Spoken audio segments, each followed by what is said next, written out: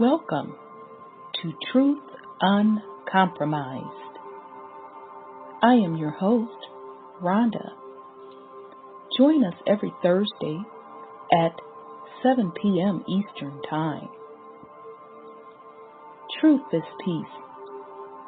Truth is justice and freedom to love, live, and be.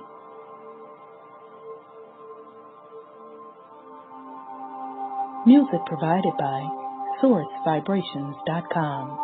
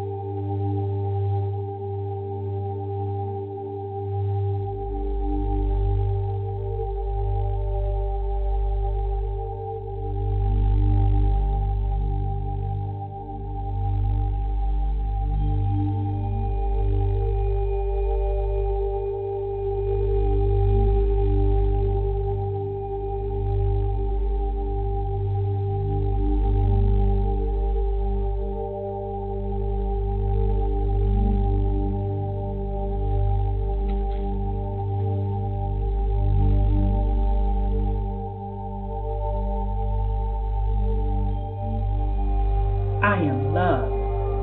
I am peace. I am free. I have abundance. I have everything within me. For I was, for I am, for I always be. We are love. We are peace. We are free. We have abundance. We have everything within us. For we are, for we will always be. For Mother Earth is love. For Mother Earth has peace. For Mother Earth is free. For Mother Earth has abundance. For Mother Earth has everything within her. For she was, for she is, for she will always be. And so it is spoken. So it has been written, and it is done.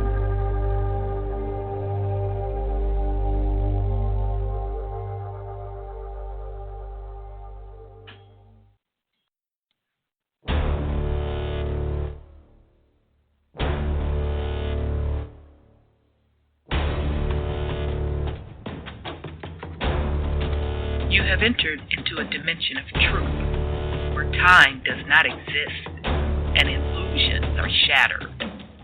The journey of truth is intense. The journey of truth will set you free. Consider this a warning as you enter the dimension of truth uncompromised.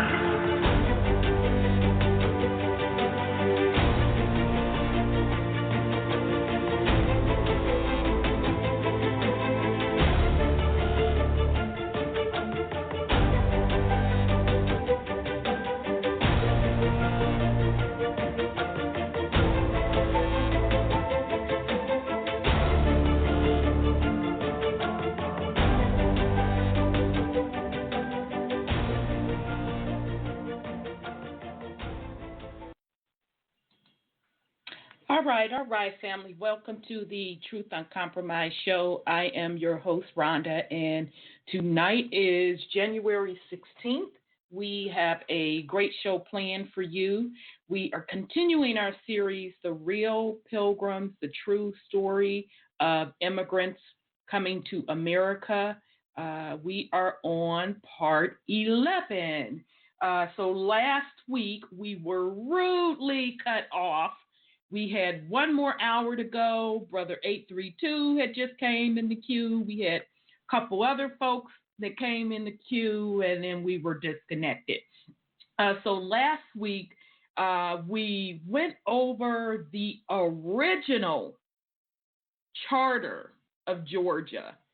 And the reason we did that, in the book White Trash, the 400-Year Untold History of Class in America by Nancy Eisenberg. In her book, she talked about how the colony of Georgia was originally established. And of course, the colony of Georgia really came from the territory of the Carolinas. So they sliced out territory of the Carolina and created Georgia. And the premise of one of the trustees, notice I said one of the trustees of Georgia, whose name was Ogleby, he wanted to build a place where definitely slavery was forbidden, and he wanted a place where the indentured servants,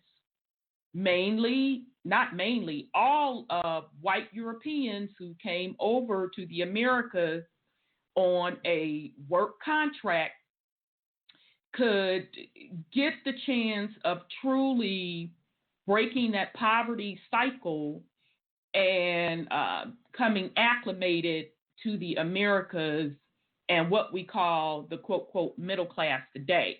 Okay, so that got me to thinking, okay, so if this colony was quote, quote, set up to potentially have this utopia, let's just see what was really in the charter. So I had to really dig deep to find the entire original charter, because I was only getting the excerpt about Ogleby wanting the colony for the purpose that I explained before. So I finally found the original charter of Georgia, and whoa, what an eye-opener. It literally reads like a business contract between the trustees and King George, and it lays out pretty much how they would run the colony of Georgia, how all payments had to be kicked back up to him, all the way down to how they would elect officers, et cetera, et cetera. So interestingly enough, as we were going through reading that original charter, you clearly saw where the charter had absolutely nothing to do with the people. So meaning whether that was freed whites, freed blacks, indigenous, Indians, African slaves, it had no mention of them. That contract was between the trustees and their appointed Quakers that answered back to the crown. Okay, and even some of the language in that particular charter is still carried throughout the court systems today in the Americas. And it was made very clear in that charter that that particular contract or charter was for the benefit of the king, his heir, and their heirs forever and ever and ever and ever and ever and ever. Okay? So again, it had absolutely nothing to do with the people on the land. It was all about a business contract, territory, and how revenues were to kick back up to the king, and how any resources on the land, he even mentioned the damn waters and the fish up in the water, and how him and his heirs and his heirs and their heirs forever and ever and ever were to benefit from the profit on the land. Okay, so we're going to pick back up this week where we left off. We were on the founding quote, quote, founding father, and I have to use that in quotation lightly, Benjamin Franklin. So we're going to finish up with a little bit of the rest of his kind of ideology, the true ideology of what he really thought, not this bull crap that they teach in school. And then we're going to get into Thomas Jefferson tonight. So with that said, I am going to bring on my co-host. Let me bring on Brother Sean. I thought I saw Sis Sandra in the queue. Sis, just do a *1 so I can see you better, because folks are starting to come in if you're on the line. I thought I saw you, but you may have dropped off. All right, so now Brother Sean dropped off. Okay, there he is. Now I see you both. Let me bring on Brother Sean, then Sis, I'm coming to you. Peace and love, brother. How are you? Wholeness and power. I'm good. How you doing? I'm good. It's good to hear your voice. Likewise. All right. They did us a number, didn't they? Yeah, because, I was waiting for 832 to get in on the goddamn. I promise you. I was waiting for him. Called in early tonight. Yeah. I saw people call in early. I hit the floor. I'm like, well, damn, everybody trying to get up in here early tonight. So, I guess we stepped on a few little toes last week. But whatever it is, what it is. Not like we making this stuff up. This is public information. So it is exactly what it is. So, all right, let me bring on Sis Sandra. Peace and love, sis. How are you? Oh, peace and love to you, Sister Rhonda, Brother Sean, and to the family. I'm doing pretty good, actually. I'm doing great. Thank you for asking. How are you guys? Doing well. Good. Good to hear it. So the foot better? No. No. It's not feeling any better? No. I have 6 months in this thing. I said 6 weeks? He said, no, 6 months. I said, so whatever is what it is. Yeah. Can't do nothing about it. It is done. Yeah. Well, I certainly hope you heal up well, sis. Thank you. I'm sorry. So just a real shout out to the chat room, Scotty Saturn and G.D. Thompson 42. Shout out. Glad to see you all in the chat room. Okay. G.D. Thompson 42. Oglethorpe. Yeah, so in case I didn't pronounce Blood's name properly, Oglethorpe was the one that, and I should know this because it's literally a university in Georgia named after him. Oglethorpe was the cat that wanted the original Georgia colony set up without slavery for the come up of white people. Okay, because remember, they were in the position of indentured servants or servitudes. And then G.D. Thompson 42 goes, I heard on another show that King George was killed and an imposter was put on the throne using the king's name like now. Very well could be. If thank you for putting that in there, G.D. Thompson 42. I actually, damn y'all, we all think alike.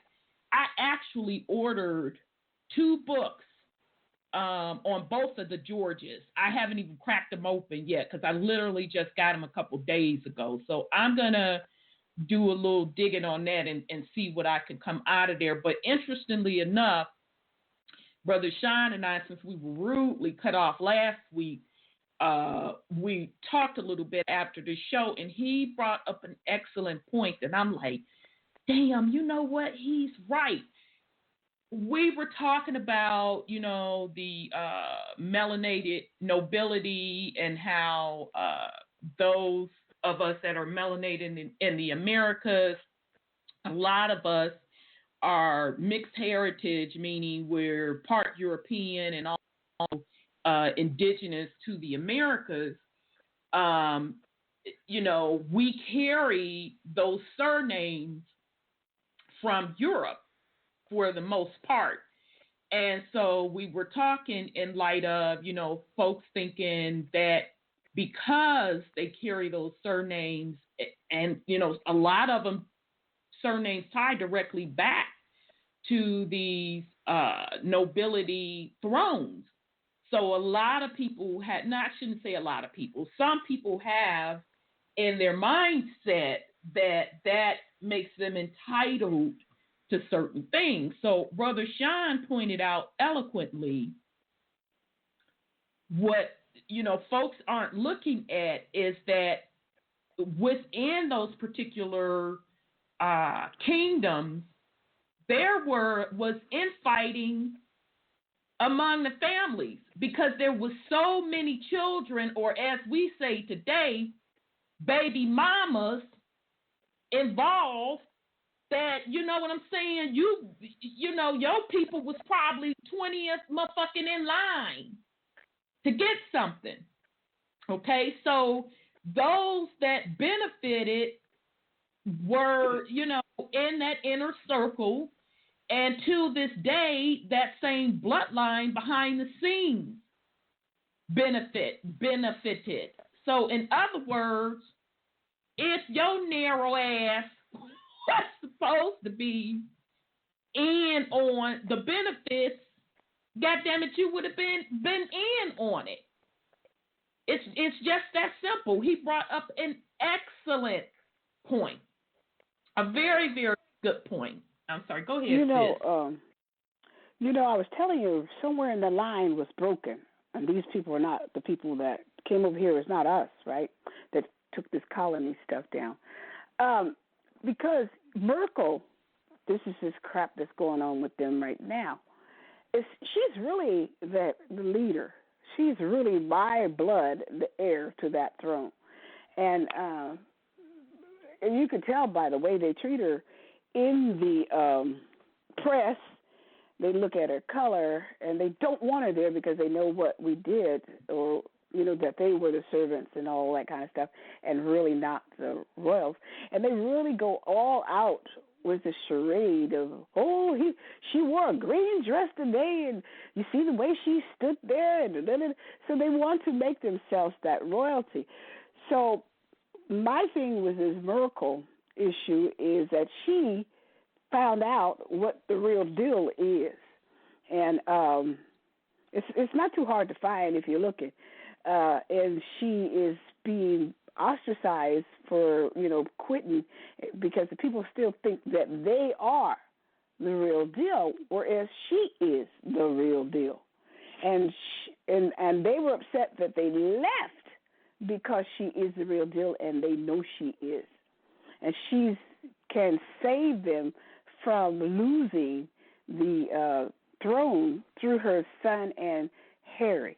And I think this is what the issue is, and why everybody had such a hard time giving her up when she said, I'm done. Y'all guys can have it.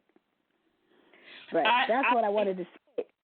No, you bring up a good point. I don't agree with all of the point, and here's why. She know exactly who she is. Right. Going into that. She already knew. You cannot, I'm going to say again, you cannot step into those positions without that particular bloodline. So she knew exactly who she was going in. Now, you are correct. It was so happened, Sis Cheryl had posted something about one side of her bloodline, and then I found she posted a name on the other side, and I did a kind of a search on that name, and even that name ties back to European descent. So, and ties back to being associated to the throne. So she knew exactly who she was going in. She was selected. I do agree with you. She was selected because she is who she is. And this is nothing new. What they're doing with her is nothing new. And they're only doing it because they know that the energy has shifted Exactly. and that people are going to wake up, and they are waking up. So they're trying to put a melanated face on it, but all along, that bloodline of the nobles running thing, it did not disappear. Now, exactly which line is running it, that's a totally separate subject, because remember, they were fighting each other. So you had within the same bloodline fighting each other, or, cousins, uncles, auntie, them from France and Italy and all of that. But make no mistake about it, those melanated nobles, that power never left. They just stopped being the face, the front face. They put their Caucasian relatives, and like I said, I cannot all the way prove it, but I believe when that shift was, that changeover was happening, that the first people that sat in those seats of power across the world were mulatto. They were mixed. And then gradually it turned white. But you can literally trace all of those people back to those bloodlines. Now, I do have to say, I am sketchy. I agree with you, sis. I'm sketchy on Lizzie and them. I don't know if they legitimately tie back, but a lot of those other folks on those thrones do tie back, or if they don't tie back, you have to pay attention to who they have on their thrones. So meaning the associates that they put in the seats of power, a lot of them are the purebred of the original bloodline. And truth be told, they are the handlers of the front men. Because people that like Queen Lizzie and them, Trump card and them, they think that they really have the power. I am telling you, they don't. They don't. And I'm going to even tell you that it's not even who people think, the Rothschilds and all of that. They really don't even have the power. It's that old world hidden hand that runs things.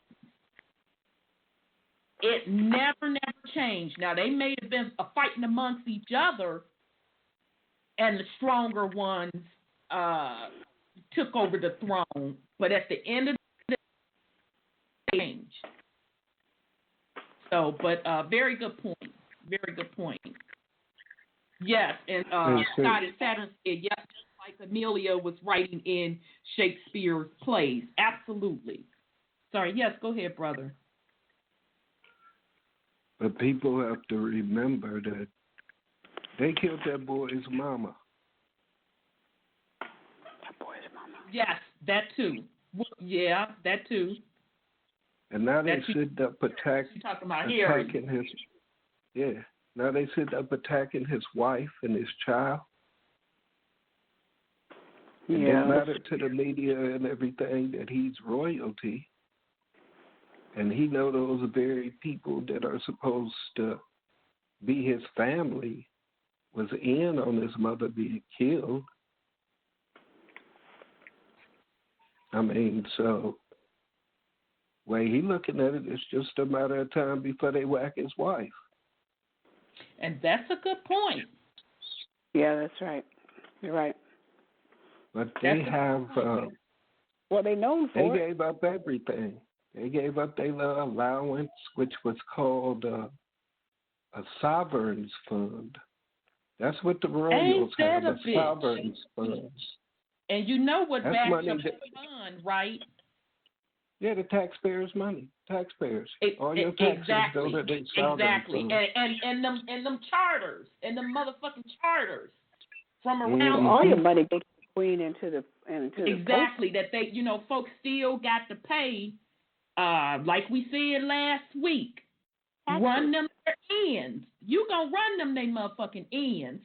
I'm sorry. Go ahead, Brother Sean. Yeah. So I mean, he had a lot to think about because, his mother wasn't exactly of, pure blood or pedigreed stock. So they say. Right. We'll never really know the truth of who she actually was. But in the grand scheme of things, it don't matter because they're all pretenders anyway. After everything to come back. Yeah. To me, all that's tying in with Putin's parliament stepping down. That was interesting. Child. Like I said, the roof is on fire. Absolutely. It's jumping off. It was an attempted coup there, just like the attempted coup here. Right. Heads gonna roll over there, just like heads gonna roll here. And they doing it again here. Who they about to shoot out the their cars? Because now they done sent those articles of impeachment to the Senate. So who are they trying to? Who's going to be the person of national security interest they're going to execute? They're not about to execute nobody. what is the diversion? That's what I'm saying. What is the diversion? The whole diversion is they trying to. This is all about the election. This is a political game. Yeah. They're just trying to make Trump look bad enough to lose the election. Yeah. They know they ain't really got that on them. It's just a smear campaign. Yeah, it is. If they had evidence, they'd have been brought it out. Yeah. A left lane goes, the new world order is the old world order repackaged. Absolutely. Absolutely. Mm-hmm. That's all I was trying to say. Don't think for 1 minute that they don't know what's going on. They plan shit out 100 years in advance. And Scotty Saturn goes, because she's the mix they like, and she represents the union of America and Europe seats of power. Exactly. That's what Merkel. I said that going in when her and old boy was getting married. I said, yeah, I know what y'all motherfucking trying to do. It ain't gonna work, but I know what y'all trying to do. Absolutely. That's exactly what Megan represented. Trying to keep that both kingdoms, meaning the Americas, tied to Europe. And as we're going through this series, as we went through the Black Nobility series, we told you that that's what they did. They brought their men over here and married into the Americas. Had the melanated men of Europe come over here and marry the melanated women of the Americas. So they still trying to make the populace buy into the same fuck shit, basically. That's all they trying to do. Because folks was all hyped up. Oh, it's a melanated woman, American woman at that. Getting married to, I don't give a fuck about none of that. Because when you know what you know, what are you agreeing to? What are you agreeing to with your thoughts, your consciousness, with your words? You're agreeing to be their subject? That's exactly where she's at right now.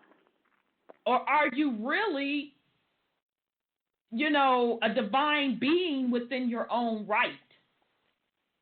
So that's all it is. These kingdoms know that a cycle has ended, a new cycle is beginning, and people's consciousness has the opportunity to wake up and make a decision.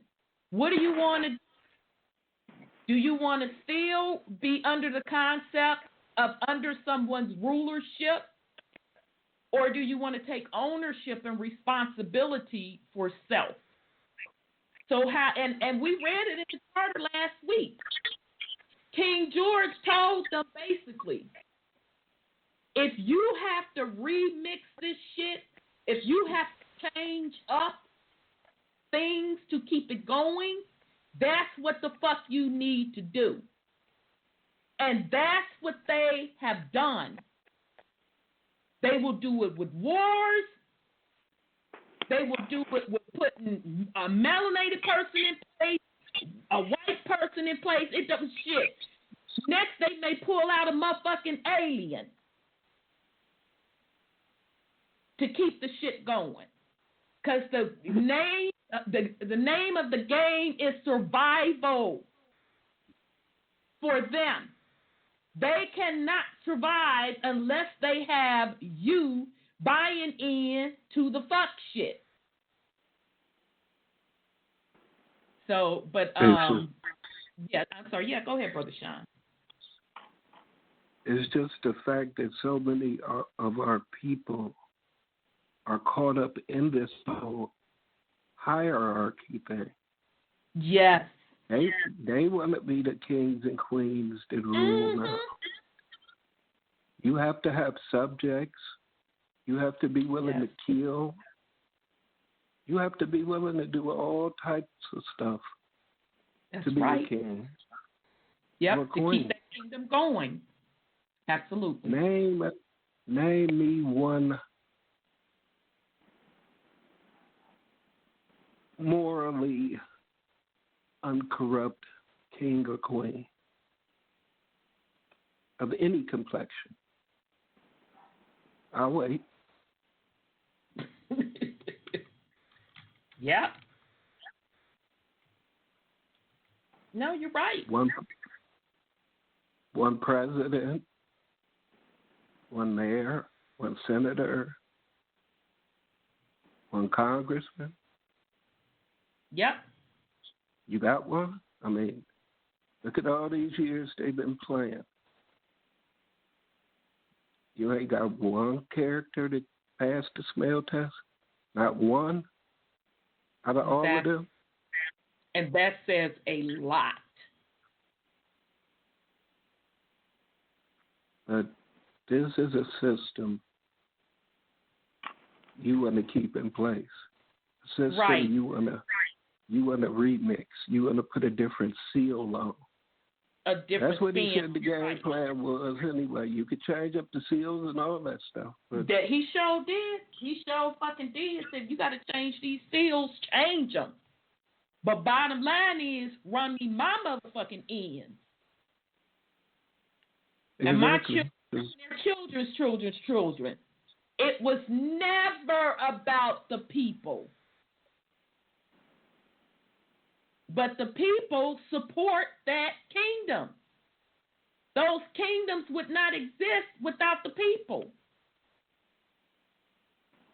And what happened is that this is stolen land across the world. Indigenous people's land. That means your inheritance, your children's children's inheritance, another motherfucker is benefiting from. And you paying to live on your shit. So I'm supposed to jump up and down and jump up for joy because they're quote, quote, melanated. And or my name or family name may be tied to that shit. Who the fuck cares?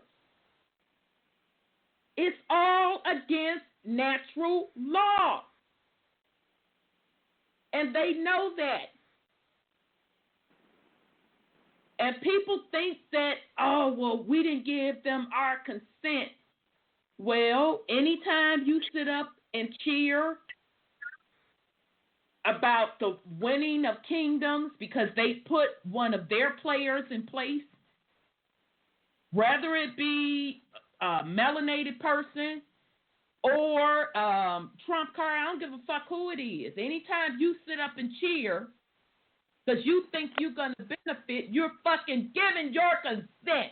That is your consent right there. Anytime you think that you're going to be on top and it's going to switch over, that's your fucking consent right there.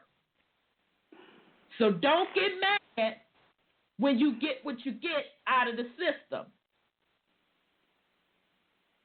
And don't get upset at those of us that say, fuck you, fuck them, and fuck their system. Because we see it for what it is. So, I'm sorry. Go ahead, Brother Sean. And I mean, like you say, it's all about consent.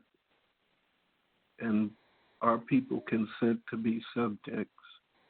They came over here and they basically squatted on our land, then decided they was going to come up with these pieces of paper and say, you got to have these pieces of paper in order to get shit.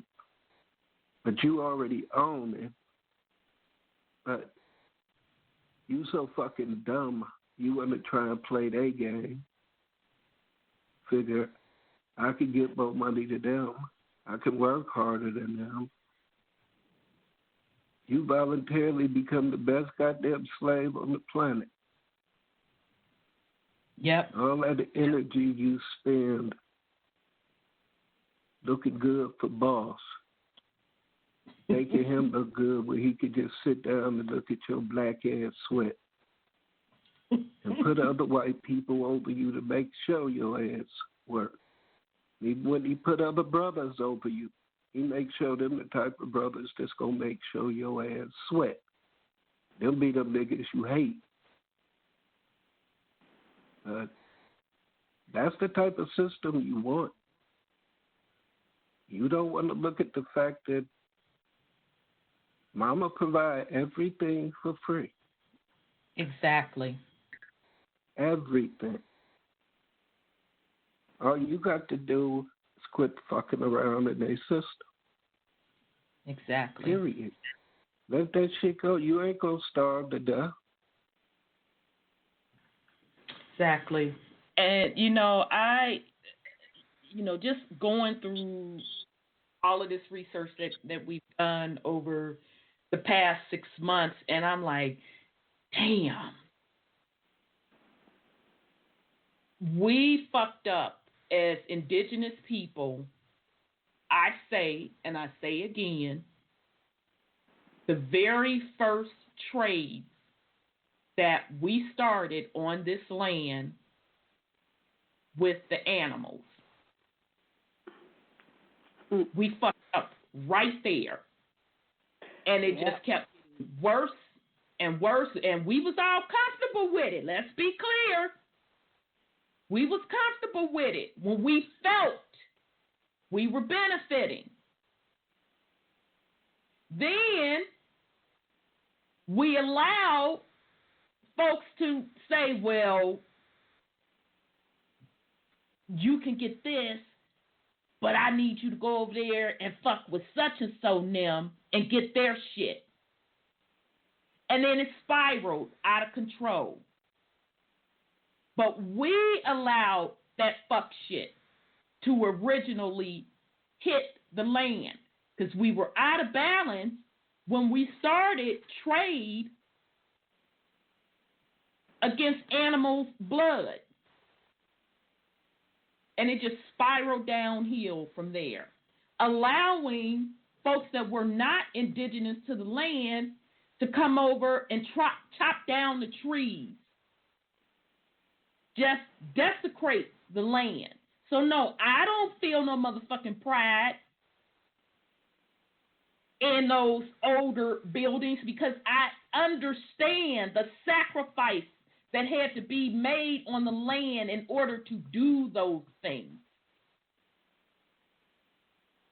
So this was brought upon us through our ancestral bloodline, okay? Now, I'm not saying all of us went for the fuck shit because obviously we didn't because it was war broke out among the indigenous people, okay? But the point I'm trying to make is me personally, me and mine, I'm not repeating no motherfucking cycles for nobody. Nobody. Not repeating it. I don't give a fuck how you try to remix it. Oh, melanated people gonna be on the top. White folks go. I don't want nothing to do with none of that bullshit. Because it's low vibrational behavior and it's not natural. And furthermore, this shit ain't new. And at the end of the day, it is a spiritual war. It's a spiritual war between souls and spiritual vampires, as somebody dropped in the chat room, wanting to keep the souls in perpetual slavery so they can fucking feed off of you. And we're not talking people, no, hundreds of years. We're talking fucking thousands of years. Because the big astral cycles happen in thousands of years. So I'd be goddamn if I trap my soul with this fuck shit. Some trinkets. What is the value of your soul? What is the value of your bloodline? So the choice is yours, but just know, those of us that are awake, don't bring the fuck shit to us. Just go and take the bullshit up the street. Not interested. And if that's your plight that you want to experience, being on top, motherfucking go for it. But I can give you the playbook on how it's going to end. I can give it to you. Because you're only going to hold that position maybe 400 to 800 years. So there you go. All right. So we're going to go in. I'm sorry. Yeah, go ahead, Brother Sean. But we have to address the constitutionalist also. Yeah, we're aware of the fact that there's two constitutions. We're also aware of the fact that they don't go by either one of them. Nope. Also, the constitutions were set up for the corporation and its citizens. That's None right. of that is truly about the indigenous people profiting. Nope. It's all part of a scam. You know, even though they tell you that it's supposed to be a government of the people, by the people, for the people, you're not the people they're talking about. Sure in the fuck ain't never They're talking about having the freedom to do what the fuck they want to do on your land. Yep. Period. They talking about how they gonna run your shit. And it don't supposed to fit you. But then they put amendments in there, rename, reclassify you, and you voluntarily become a subject. Exactly. And want to play a game that was never designed for you to win. Never. It's to keep control of your land. They give you little bits of money here and there, but it's not real money. It's some shit they made up. Exactly. So they don't care about giving you a few dollars. If all you want is a few dollars to let everything stay in place, fine, we'll give you money. It may not be in the lump sums that you want. We still not going to acknowledge who you are, but as a subject, we got welfare for you. We got some food stamps. We got some medical for you. I mean, we got you. We got you hooked up. Right. You know, we got projects for you. You know, we got Section 8. We could put you in the house. Right. We got you. Just shut the fuck up. Yep. Don't ask for the land back. Don't ask to be acknowledged. Just accept what I give you and shut the fuck up. That's the way things are. Go to school, work harder. You might just make it one day. Be an athlete. Be a rapper. We got you. I digress. Exactly. Very, very good, Brother Sean. Very good. Okay, we're going to move into go head on with the fuckery. So, sis, Sandra, did you have any go head on with the fuckery for the family? Well, I know they have a lot of stuff about the planets that are coming in, and their son, and my son took a picture of the sun, and it was like an octagon shape instead of a round sun, and they were and they were saying that a lot of these chemtrailings is to hide it. But what happened is that a young, I think he was like 13, 14-year-old kid,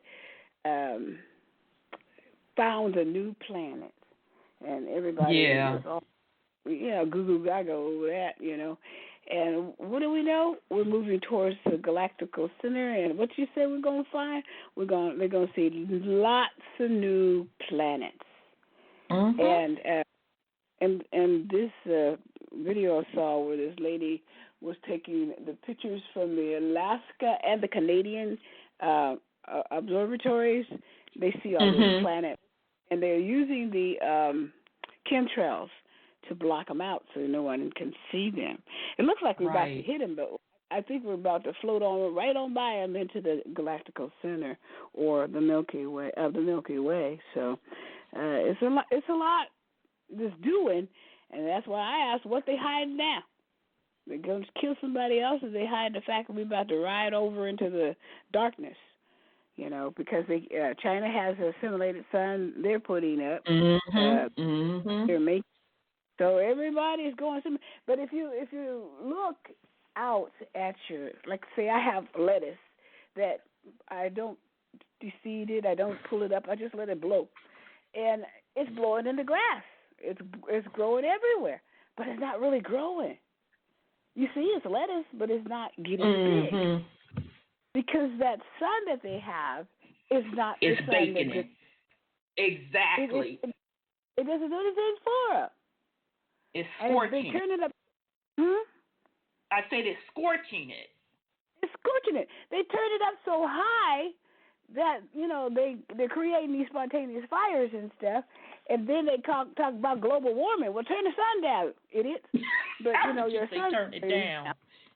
Yeah, because they're making a place hotter than what it should be because they don't know how to control the weather. They weren't given that key, that tool. But it's really making a detriment to crops, these simulated suns. And one of these days they're going to learn that because my lettuce is growing wild and it's not growing. Wild stuff usually take over everything. Right, and in the wintertime, that's the fall and the winter, especially where you are, that's the best time to get your lettuce on because it's not as hot. Exactly, and it grows real quick. Not this year. I can't really go outside in the back because of my foot, being uneven. But I'm just looking at it and I'm like, why is it taking so long to grow? Exactly. And then they're finding out the fertilizers and the mulch and stuff they've been peddling is toxic. Duh. Right. No kidding. No shit, Sherlock. Right. Exactly. Exactly. Very, very good point, sis. And I'm glad you brought up about that young gentleman. I think they said he was doing a, what do you call it, internship that found the quote planets. Mm-hmm. So what struck me, although, you know, it wasn't no surprise to us because we've been talking about the shit for years. Yes, a left lane, barium is listed. Ain't that some shit? So barium is listed on the periodic tables of element as Ba. Okay, so remember Ka and Ba, body and soul. Remember we talked about that, all right? So that's what's in the chemtrails. Barium and aluminum. Aluminum is listed as AI. Okay? None of this shit is a coincidence. But it was really AL, okay? But, you know, it looks like AI. All right? And then G.D. Thompson 42 goes Nibiru. Okay? So Nibiru, Lane goes combine the periodic symbols and we get Baal or Baal, B-A-A-L from barium and yep. Yep, so pretty much that deity. So yeah, it makes perfect sense. Perfect sense. Okay. That makes sense. That makes sense. Thank you. Very, very good breakdown. And then the other thing regarding Nibiru, it's more than just about the winged planet. Okay? Because number one, they're energy centers. Okay, they're really plasma energy centers. All right. It has a system, its own particular solar system with it. All right, with moons and quote what they're calling planets. So none of this shit surprises us because we've been telling you all for years that we're coming into a new age. So meaning that the age that we just left, we were going into a new age where the consciousness level would start rising among the people because the vibration level was going to rise on Mother Earth. Now, with that young man that discovered the quote planet, they also said in there, now this is what I found interesting, you all, that they know the rotation cycle, and they gave days. I want to say they said every 14 days, which would make sense. Why? And I think I'm going to try to track it on when they just literally just litter the sky with chemtrails where you can't see shit, which would make sense if that cycle of that solar system, they know when all of those particular planetary systems are going to be visible to us. All right, so you know, bottom line is all of this is spiritual. They know that we were coming into the time that we're coming into. They know that always meant a change in consciousness, a change of the vibratory state, and as above, so below. So meaning if we're seeing planetary systems, Mother Earth is also changing. She's literally moving her poles. UV radiation is off the damn chain. And so our consciousness is changing as well. All right. So now's the time they're going to try to remix up the shit from a physical perspective to trap you back into a fresh new cycle under their rulership. You thinking that the shit is something new, but it's the same shit remixed. And the most important thing, now that's just the physical part. That's just the physical part, family. The more important part is the spiritual part. So you mean to tell me you're going to trap your soul to repeat another thousands of years worth of cycle on some more fuck shit? For you to have to wait however many more thousands of years for your consciousness to re-spark again, to say this is some bullshit? And if that's what you want, hey, that's cool. That's cool too. But, and I say, now this is just me, and I think that they know the percentage of who's going to fall for it and who's not. And I think there's only going to be, yes, thank you, 25,860 year cycle. Thank you, G.D. Thompson, 42. Fuck no, not the kid. Fuck no, not the kid. Now, in that 25,860 years, that's the end of the big cycle when changes truly take place, because all of those portal gateways and those different dimensions, they motherfucking line up. That's why you're seeing the shit in the sky, because it's the different energy centers, or quote planets, what they're calling them. You're able to see them from those other dimensions because those gateways are lined up and opening up. And therefore, your consciousness, you have access to those different vibrations. And you're like, oh, wait a minute. Wait, now this some fuck shit. Wait, hold up, wait a minute.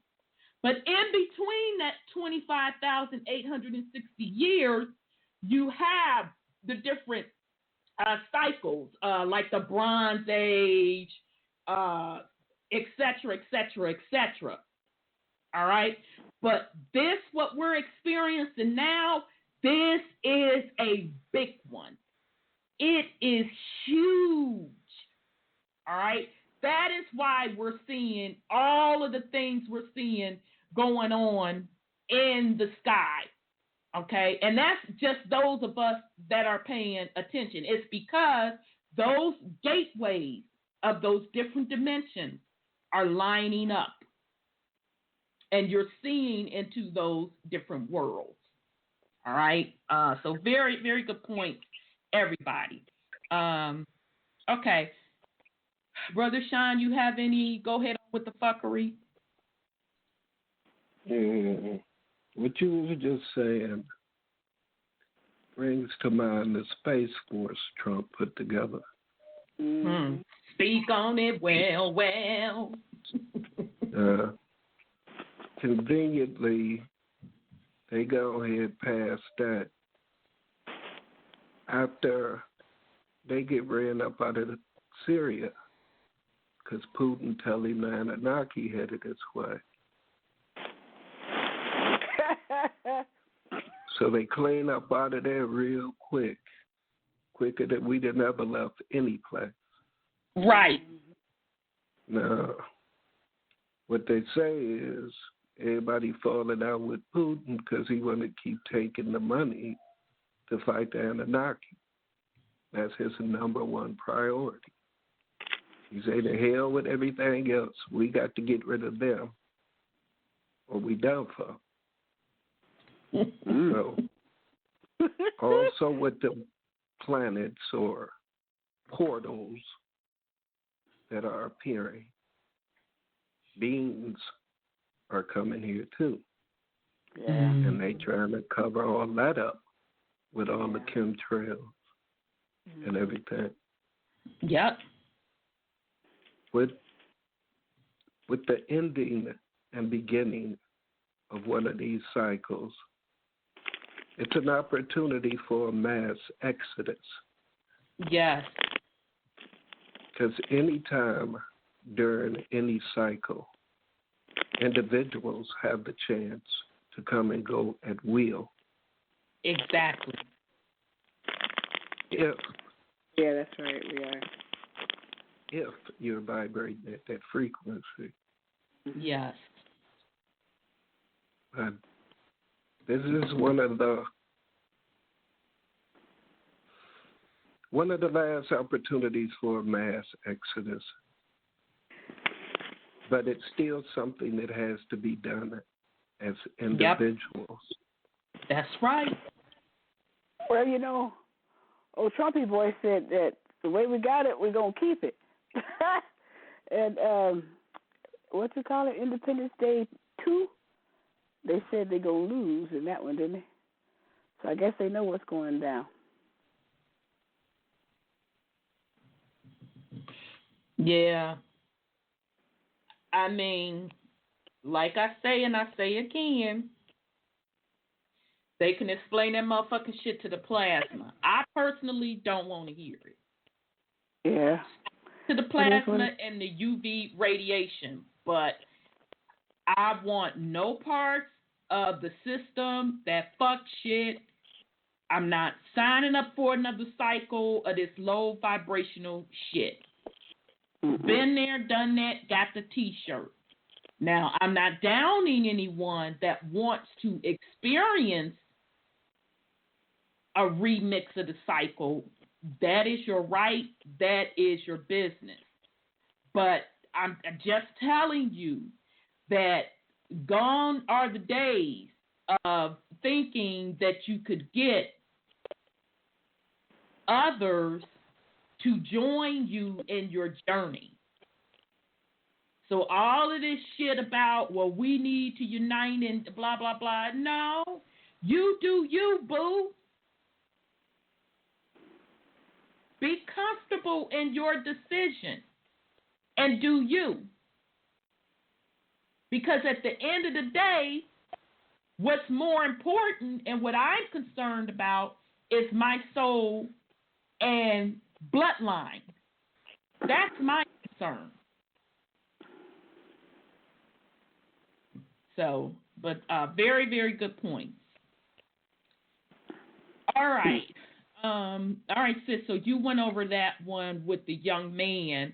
Y'all, I got some bad news. I was kind of bummed. I saw this. Somebody posted it on Facebook. Here we go. Our show, HBO won't pursue second season of Watchmen after creator bows out. So this came out today. Pasadena, California.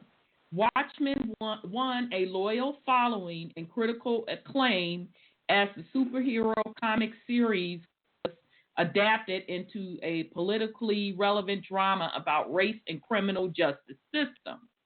But don't look for a second season of the drama, which, wrapped up its 9 episodes last month. You're breaking your voice off. You're not there anymore. Program chief. Uh-oh. Yeah, you're breaking off. Okay, and in its defense, that's not them. This article, it was caching. All right. Okay, HBO's programming chief Cassie Bloys told USA Today Wednesday that Lindelof, the co-creator of ABC's Lost, who also created Leftovers, brilliantly took this graphic novel and just kind of broke it open and created a whole new world in which Regina King starred as a mass cop in Tulsa in a 2019 when Robert Redford is president. It's really in Damon's thinking about what he wants to do. If there's an idea that excited him about another season, another installment, maybe like Fargo, True Detective, take on it, or if he wants to do something different altogether. We're very proud of Watchmen, but what I'm most interested in, what Damon wants to do. The answer, no.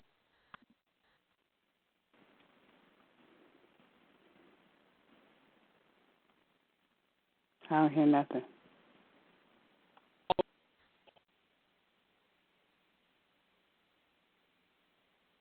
You're doing your major job, sis. Concedes that's unlikely to happen. It would be hard to imagine doing it without Damon involved in some way. You was gone for like a whole minute or so. Yeah. Let me switch.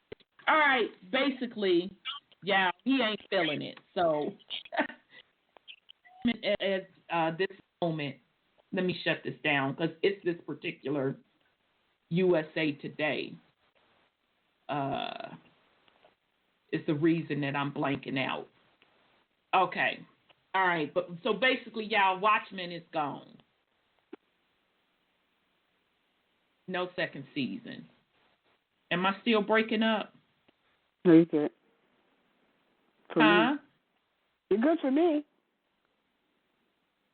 Okay. You're good.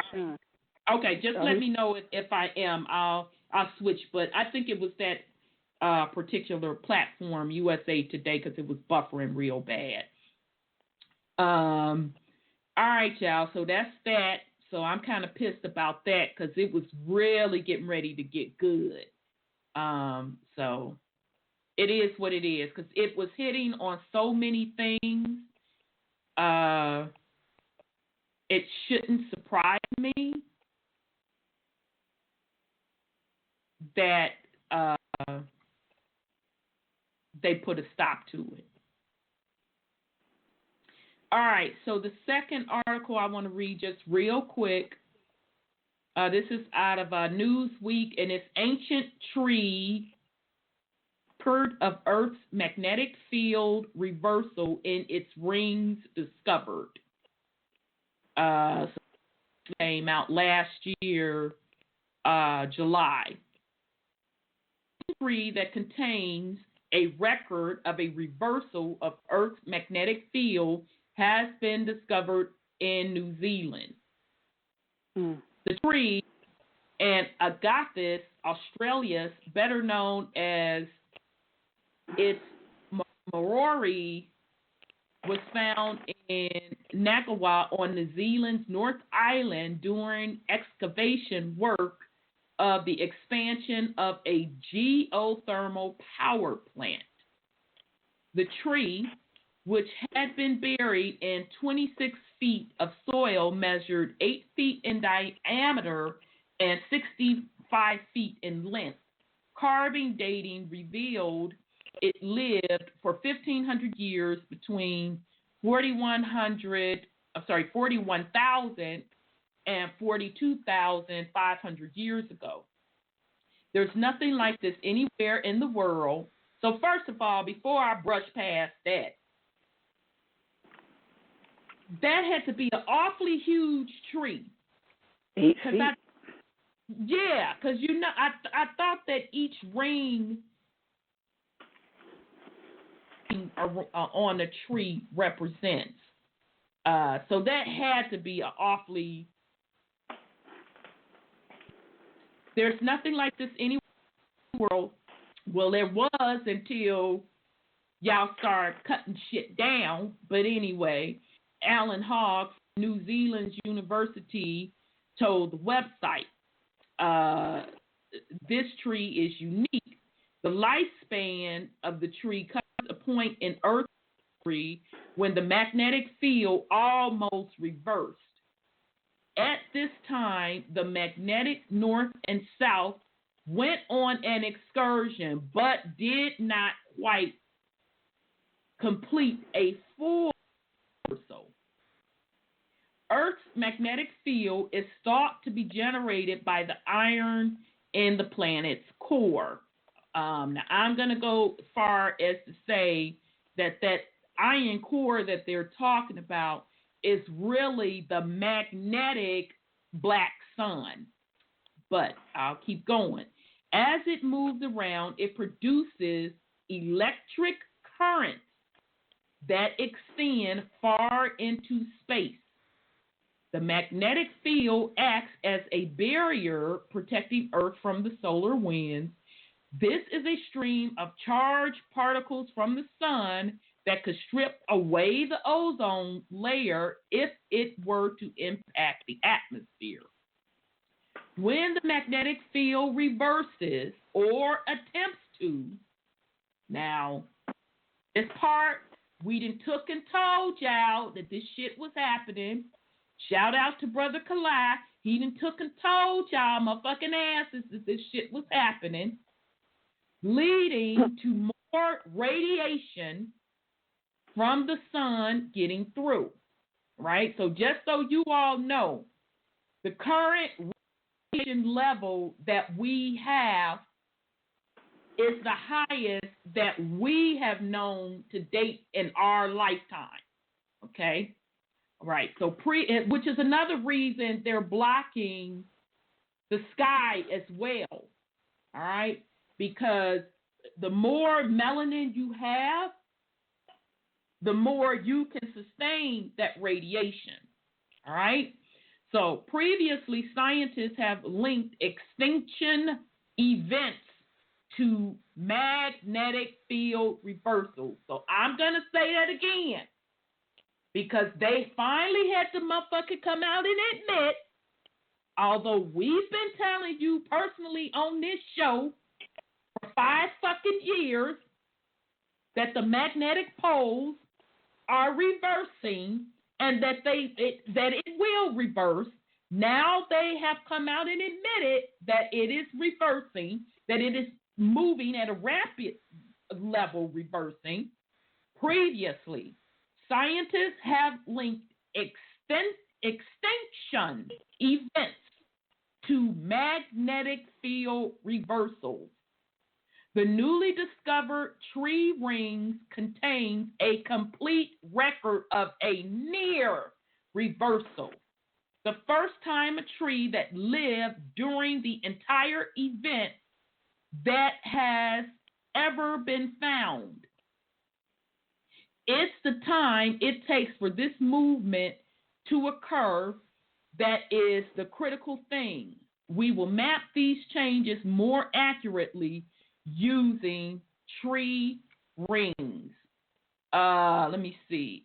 Samples of the tree are now being analyzed by scientists led by Chris Turney from the University of North South Wales, an expert in paleoclimatology and climate change. Understanding what happened to the tree during the event could provide an insight into what we should expect the next time it happens. We will have increased cosmic radiation. It will take out satellites and it might take out other communication infrastructure, Hogg said. Turney week. I'm sorry, go ahead, sis. You notice that they, this is observation, you notice they don't talk about all the species of animals that are dying? The birds, the whales, the sharks, and now they have 1 billion animals in Australia dying from the fire. They don't ever talk about that anymore. Those are the parts, it's part of what they call extinction, because during the Ice Age, all the mammals died, and so on and so forth. So, you know, when are they going to see that it is extinction and not global warming? They already know that. Global warming is the front to extinction. That's what time that is. And so it goes, Turney told Newsweek, the precious thing is the huge, lonely tree grew some 1,700 years across a remarkable period in our planet's history when the Earth's magnetic field flips some 42,000 years ago, a period known as Last Champ excursion, funded by the Australian Research Council, which undertaking detailed measurements of the radioactive form of carbon through tree rings. Magnetic field reversals happen at random intervals, although in the last 20 years it appears to have settled into a pattern happening once every 200 to 300,000 years, NASA says. The last full reversal took place around 780,000 years ago. Scientists recently announced that the magnetic North Pole had moved unexpectedly. Instead of tracking steadily from the Canadian Arctic toward Siberia, it sped up so much that researchers had to update the World Magnetic Model, a representation of Earth's magnetic field that is issued by the GPS systems worldwide.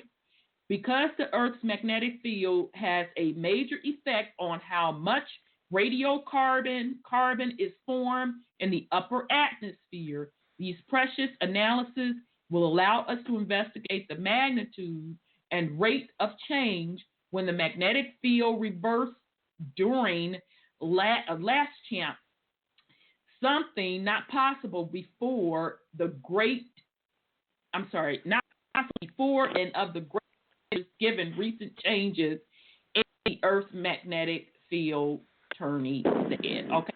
Again, this was the article off of Newsweek. It was actually came out last year called Ancient Tree Records of Earth's Magnetic Field Reversal in its Rings Discovered. Now, I just want y'all to think how deep this shit is. Now, in the chat room, and shout out, hey, Purple Pill, shout out to you, Purple Pill. I think it was Alep Lane. Alep, wasn't you the one? Yeah, no, my bad. It was G.D. Thompson 42. We talked about major cycles happening. So G.D. Thompson 42 put up the 25,860 years. All right? That's when the big cycle happened. Now you can you can divide up the 25,860 years into many cycles as well. But the 25,860 is the big cycle. This tree, now this is according to them. I ain't seen the tree, which I would love to see the tree and go sit with the tree and touch the tree and hug the tree to get some motherfucking information from the tree, because I know that the tree got shit. The tree got some information to give. All right? They said this tree lived either between 1,500 years all the way up to 42,000 years. If that's the case, that means this tree has witnessed one of the 25,000 year cycles. Now, how did they know that? To show y'all how deep this shit is? Just by looking at the tree's rings. That's all they had to do. They said a reversal ring or something. Exactly, sis. That's where I'm going with it. That's exactly where I'm going with it. All they had to do was look at that tree's ring and go, oh, shit. It reversed. So they know exactly what's going on now. They just don't want you to know. They want to put out their version of happening. And I feel all of those different species that we talk about, the Neanderthal, and before them, you had all of the fuckery that was going on the coast of Africa with all of that gene slicing. I believe when these cycles we were going through these cycles, that's when extinction was happening. When those somebody, I'm getting a lot of feedback.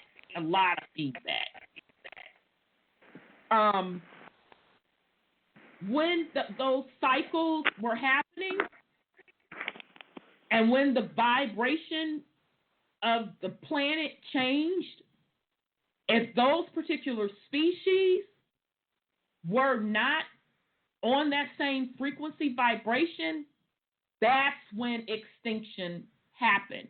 So that included animals. I 1000% agree with you, sis. That is a great observation on the animals. But that also, goddamn, that includes, quote, quote, humans too. And we keep telling y'all that it's all about vibration rates, and the planet has the last say. The planet has the last say of who she chooses to motherfucking be bothered with. Motherfuckers act like that, extinctions hasn't happened among people. They want to act like it don't when we know that it did, because they admit at a minimum that it happened with the Neanderthal. So you gonna fucking try to convince me that it can't happen again? Yeah, okay then. Okay. We're going out there and stand out there and goddamn tell that to the plasma. So, I did want to just bring that to the family's attention. So that's all I had for updates. I had other stuff, but I kind of want to get into the topic. But go ahead, Brother Sean. How many of these animals are truly indigenous to the planet? Yep. Though? That is true. I mean, all this fuckery they've been doing, cloning and gene splicing and all this shit that mama don't recognize. So, I mean, she ain't got no problem getting rid of it. That's right. Just like she ain't got no problem getting rid of indigenous people who forgot they got their place in things. That's right. That's right. Whether she do that through the weather, or whether she do it through her other children, the true indigenous animals that actually protected the land better than we did. That's why they killed them all. I mean, all the quote-unquote man-eaters, the mountain lions and the big game predators that were indigenous to the Americas. They was eating them motherfuckers on sight. Yep. We had a relationship with them. And like Sis said, we started trading animal skins. Yep. Giving away our indigenous brothers and sisters. Yep, we turned on the animals. Yep. But,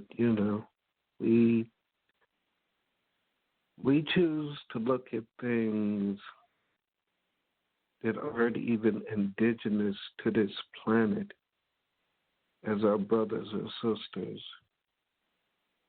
and don't truly acknowledge all the species That's of right. beings, not animals, the species of beings that are indigenous to Mama. Mm-hmm. I mean, you sit up and y'all talk about Kemet, and you talk about the people with the bird heads and the fish heads, and, all this type of stuff. But did you ever think about the fact that it was representing our relationship with those beings. Right. That may have just been their way to show that those beings were highly intellectual. Mm-hmm. You know, to give them a man's body, that's to say that they're of equal standing. But that's just me. I digress. Indeed, brother. Indeed, indeed, indeed. Okay, and just to point out again that, you know, pay attention to the radiation level. It's deep. It's really, really deep. And we ain't talking, oh, that's going to happen 10 years from now. The shit is happening now. Literally. Now. And it's only going to ramp up more and more. You're going to hear them talk about more and more climate change and how climate change is heating up the planet. No, it ain't. It's not climate change. It's the magnetic pole reversal. In other words, the planet vibratory rising and the planet cleansing herself. So, yeah, she got to radiate to get the motherfucking parasites, the cancer, gone.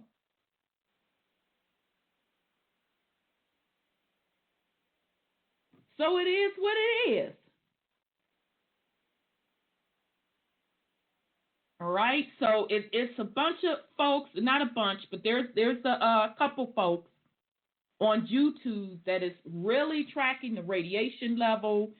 This one cat, I think it's ADAP 2030, if I'm not mistaken, that puts up the radiation chart and shows you the radiation level, and you can look at the you can know what radiation level we're in based on the color that's in the sky when the sun rises and the sun sets. And purple is the highest radiation level of 11 plus. And that is considered, quote, quote, extremely dangerous. Okay? And then I think it's orange is the next one, and then on down the line. Now, I don't know about y'all, but I see the orange at a minimum on a regular motherfucking basis. On a regular basis.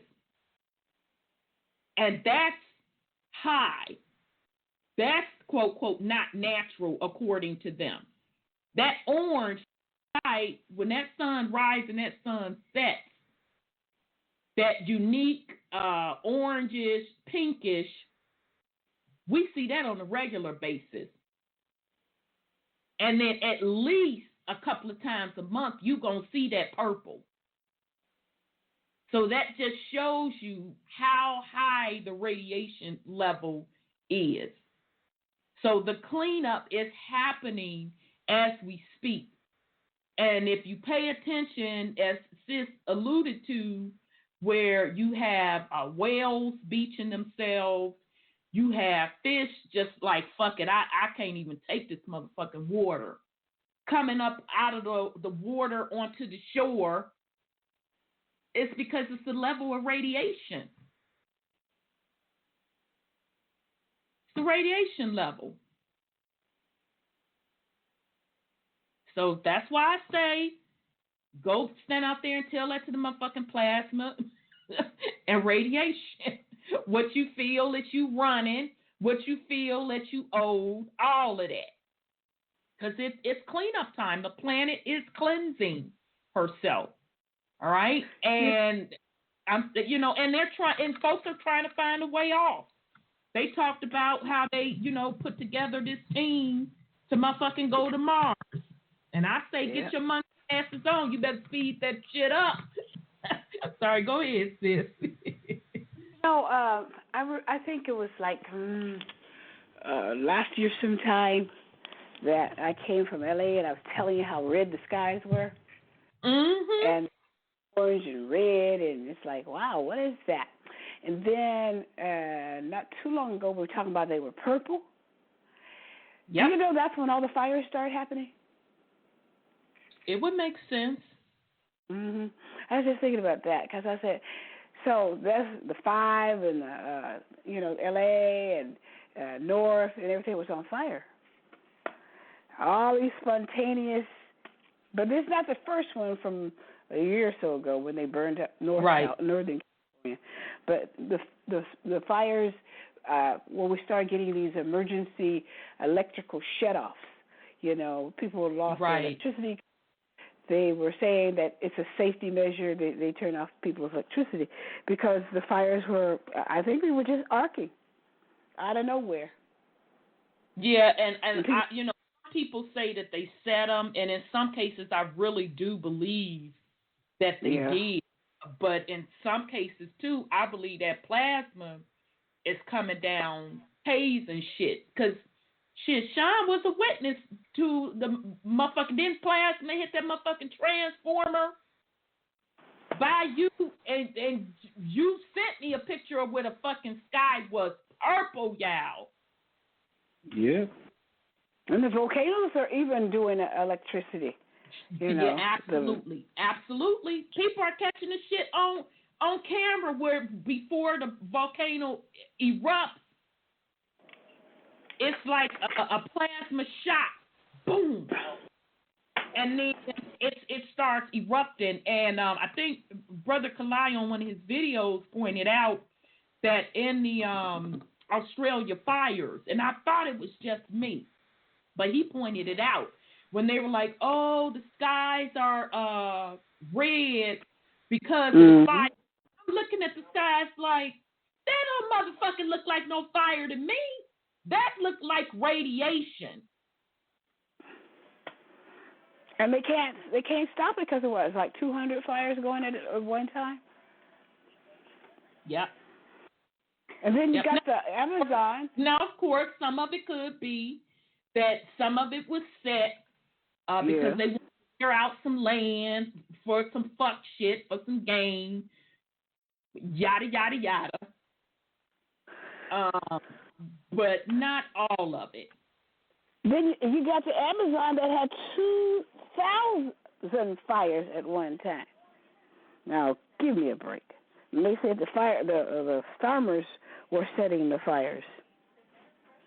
Yeah, because didn't they arrest people, a bunch of people, with the fires too? 2,000 fires in a 24-hour day. Who gonna do that? And if they did, I think they were paid to do it. How could they do it? I'm gonna give them that. Okay, boo. I'm gonna give you that. These folks all just miraculously by themselves, simultaneously set these fires. I'm gonna give you that. But they were paid to do it. Yeah. And all they doing, okay, that's cool too. You just helping the motherfucking process. Because somebody posted a picture of where stuff is already growing back in Australia from the fires. I'm like, yeah, that's about right because it's cleansing. Mother Earth has to cleanse herself. Definitely has to cleanse herself. Yes, Purple Pill says 2 suns were observed in the skies of Croatia several years ago. Folks catch on camera all the time the 2 suns. And Scotty Saturn goes, yep, I'm in LA, skies going crazy with color. Yes, absolutely. Yeah. Mm-hmm. Absolutely. So, very good points. Very good points. But there go brother 832. 832, I'm finna get to you now.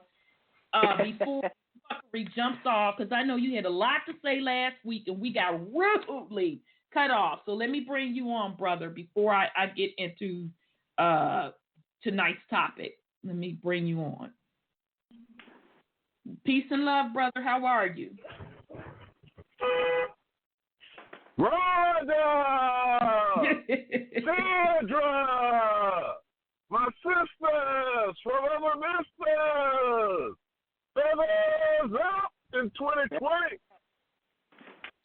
Feathers up. United Snakes of America down! Sean! My brother from another mother, sitting on Mount Olympus, throwing them black lightning bolts down tonight. Indeed, bro. The sky is all purple, there are people running everywhere. Dear. Trying to run from my destruction. You know I didn't even care. Dear.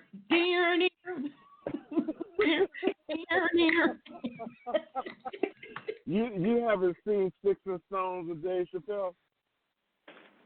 No. I need to That's watch how he it opens his set. person. Oh, damn. You're the second That's how person. he opens his set, and his first joke is about Anthony Bourdain killing himself. Damn. And I'm just going to leave it at that. You go and see it for yourself. But he I'm starts gonna the see same it. way I just did, throwing down Prince, the purple pontiff, the sky's going purple, and the people running everywhere. Dear. Shout out to Prince, goddammit. No, I didn't even care. Exactly. Now, I had a lot of jumbled thoughts last week, but I wanted to ask you, have you seen any of the Ancient Aliens, or you, Sean, Sandra? They're getting ready, I think, for season 3, starting at the end of the month. Mm-hmm. I used to watch that stuff, yeah. Did you pick up anything from season 2? Because I've just been doing a little binging on Netflix. Yeah, I haven't seen season 2 because they were doing good, then they mixed in some bullshit and turned me off. Well, it's always interesting to me how, I don't like getting into the diversity argument with white supremacists, who then believe they're not white supremacists. But because of their white privilege position, they believe they only have the authorized source. How does that work? True. When you exclude 90% of the world that's melanin? Exactly. And you weren't here and first. It's always intriguing. But it's always intriguing that they're the ones that are having first contact, but it's not publicly known. Now, there was a piece that I just was watching about alien tech and the Nazis, that they claimed they had an event and a crash in 1936, which would be 11 years before Roswell. Mm-hmm. So if you haven't seen any of them, I suggest look at that one. I don't know if that was 4 or 5, whatever the episode was, but the alien tech and the Nazis. Now, when we talk about people like Werner von Braun and all these other Nazi soldiers, and Sandra's mentioned it before, Operation Paperclip and all this good stuff, where Albert Einstein, a German-born Jew, all of this so-called brilliance that's come out of Germany. Right. And we were taken to death's door, literally, in 2 world wars, World War I and World War II. The epicenter was Germany. Now, flashback, Sean, remind me, please, what did 1751 and Benjamin Franklin have to say about Germany? I mean, I'm confused. Right. He said swarthy, right? Yeah, swarthy. Swarthy, tawny. There was a kind of a 2-tiered thing on, what was the Habsburg? And how did Hitler come into power in 1933? Which most people don't seem to understand. It was the Zionist Jew movement after World War I that actually bankrolled Hitler's political rise. Right. You know? So when we start going into, and like I said, I don't want to get all bogged into what is the white supremacist agenda when white Jews claim they're not white. How ironic is that shit? Okay? You know? But then they want to claim to have some camaraderie with us in suffering and oppression, but they're at the top. Now, when you fast forward to here, or I guess I should say you take the Wayback Machine with, drizzle, drazzle, druzzle, drone. Time for this one to go home. Why is it we never have any of the slave documentation revealed by the Jewish bookkeepers and the actual plantation owners? Even though they love to say that they were a small minority population, they were a majority influence position. They controlled the insurance companies. They actually hired all of the slave ship captains. And do you know 95% of those captains came from the smallest state in America called Rhode Island? Did you know that? So now if 95% of the ship captains came from that one coastal state, and you can't provide me one slave ship, one manifest, one accounting ledger, when we know, and of course I bring these things up, they call me of being an anti-Semite to point out that Jews are very stringent bookkeepers. That's their own profession. That's what they say about themselves. Okay? So you have, did you hear the news this past week? It was either, I'm not sure if it was North Carolina or Virginia. I think, Sandra, you may have mentioned it in passing, where these slave insurance policies have to be revealed. Had you heard that? No, it was Illinois. It was Illinois. Now that I think about it, it's the state of Illinois, and it just happens to coincide with them authorizing marijuana. And you know about that story about them supposedly going to set aside $10 million from the revenue of marijuana for reparations? Right. Now, I'm not saying that they're tied together, but it's a hell of a coincidence that they are now stating. So say that about the proving of the what? That with the insurance companies say that again. have to reveal the insurance companies in the state of Illinois, which I presume is from conducting business with the state. Right. Have to reveal the slave policies. Now, which insurance company would be exempt from that? I don't know. But that's a state requirement from Illinois. Now, who do you expect to line up once Illinois imposes that? You have seen other things, and I'm rambling a bit here because I don't know if you ever saw the 60 Minutes piece about peasant insurance. Oh, are you familiar with that? Interesting. No, but are any of you familiar with that? Going with that. It's called Dead Peasants Insurance. The actual case, I'm a little bit off here, but I'm pretty certain the name was Amagi Bank, because that is based here in Houston, by the way. And it was a middle executive wife who was a widow that found out after the fact how much. Now, this is a mid-level. This is not an average employee. This is a mid-level management individual. Had covered him for millions of dollars that they say they would lose from his career and working at the bank. They gave not a single dime to the widow to bury him, to take care of the family. This is when it got brought to a head. What it exposed was even Walmart does it with the lowliest cashier. Yes, they do.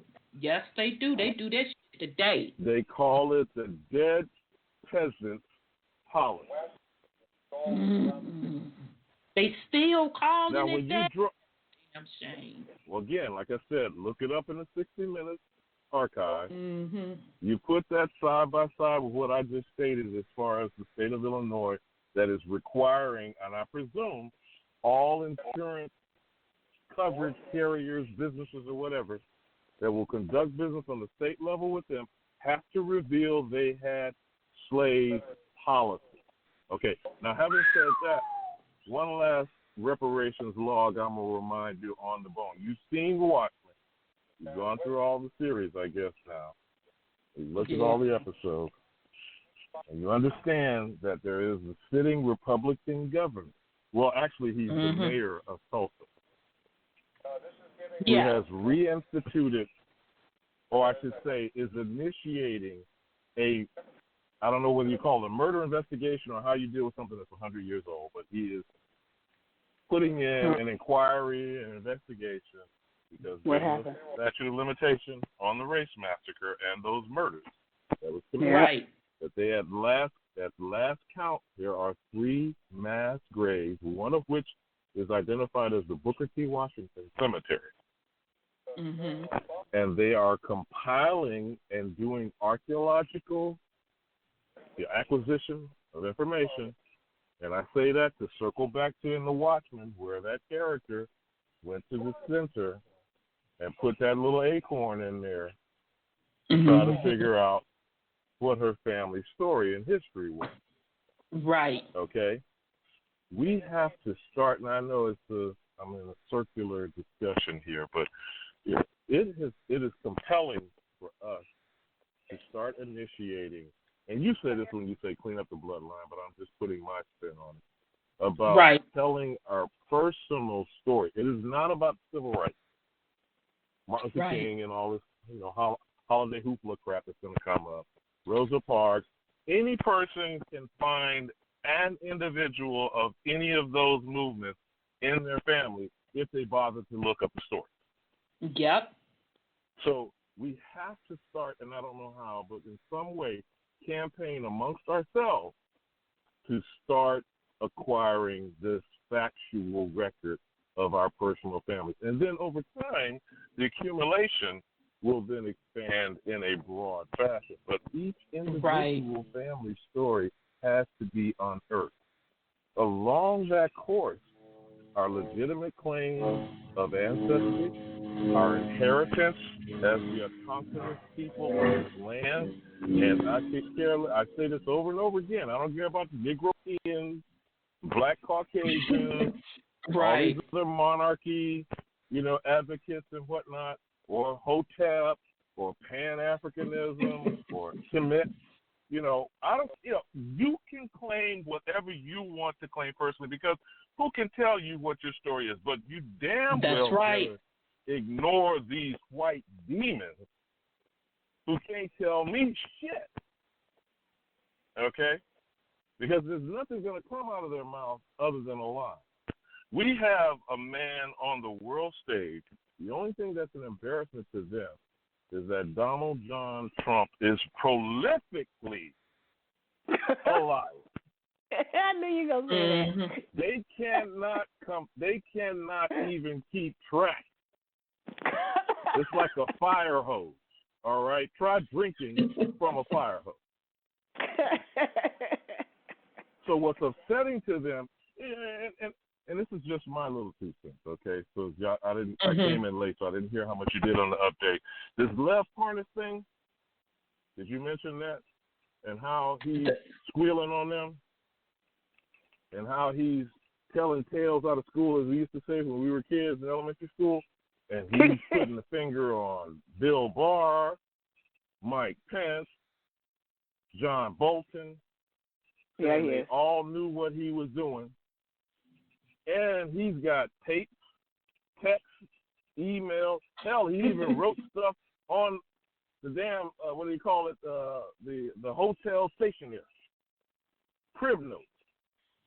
Okay? And they still talking, we shall not have witnesses. The hypocrisy of these white men that are in power and authority of the Republican Party. There has been, I think, at last count, over 15 impeachment trials. 3 of them have been for president. They were preparing to do Nixon's, and he bailed. So the actual trial that's being voted on now will be the third actual trial. But there has been over a dozen impeached judges. And in every trial, there's been witnesses. Now, this horrific Kentucky white supremacist whose family has been revealed to both sides of his bloodline as elsewhere has the gall and the arrogance to say that it would be unprecedented. They see how they can lie in your face? And we sit here and underwrite with our tax money and participate in a fraud by voting because we have been convinced that is what our civic duty and our responsibility. Right. Then we also, at the same breath, are treated as second-class citizenship, which is a fraud in itself because you're either a citizen or you're not. Right. And we still have to have these foreign invading hordes of immigrants determine whether or not we can vote in a system that has never intended to include us. And finally, I leave on this point, this corporate enterprise is a fraud taking place in my house. Now, I'm going to negotiate with a kidnapper, murderer, rapist, lynching, bombing terrorist on whether or not I should have peace under my own roof, in my own home. Exactly. And I yield, my sister. Indeed, brother. Thank you so much, brother 832. It was great hearing your voice, and I'm glad you was able to get it in uninterrupted. Peace and love. Yeah, thank you, brother 832. I'm sorry. Yeah, go ahead, brother. Actually, there were no witnesses in Clinton's impeachment trial. They were actually talking about that, saying that they're trying to keep it in line with that. Well, didn't they? Well, no, I wasn't witnesses, but they introduced evidence with that stinking ass dress. And didn't they introduce, like hearsay? Well, such and so said this on that day, or am I just not remembering correctly? The thing is, hearsay is never supposed to be admissible. In the court of law. That would be one of the things that would come out in this quote unquote trial. Right. So that just it's fuckery. Yeah, like I said, what's the cover up? The majority of that was all of those so-called witnesses. It was all hearsay. There was nothing proven, and they're trying to introduce, new stuff. Talking about, the guy had wrote something down on the napkin or whatever. That stuff is not dated. They don't know where that stuff come from. And the thing is, all that was stuff that they were supposed to already present it. The thing is, what's taking place now? They're supposed to be reviewing the 2 articles that have been sent, not new stuff. Oh, we want to add this on. Oh, we want to bring this witness. This, that, right. and all that was supposed to already be done. But the bottom line is, it's all a distraction. Yes, it is. Yes, now, these very same people that want to impeach Trump, they had to approve that funding for the Space Force. Y'all treat him like he the worst human being to ever grace the planet, but y'all still approving certain shit and ain't saying a goddamn thing. Y'all want to impeach him, but y'all give him the money for the Space Force? You still give him money for the wall? And the Chinese deal. He doing all of that. The Chinese deal. He just passed that MSA or whatever, USMCA or whatever. He just passed something. I mean, he's constantly passing things, pumping this economy up to make it look like it's good, even though, we know the bubble effect. All they're doing is slide numbers over from credit to debit, this, that, and the other. Exactly. But the whole system got to go, period. But we still just have to be mindful of what they're doing, because it's a reason why they're doing it.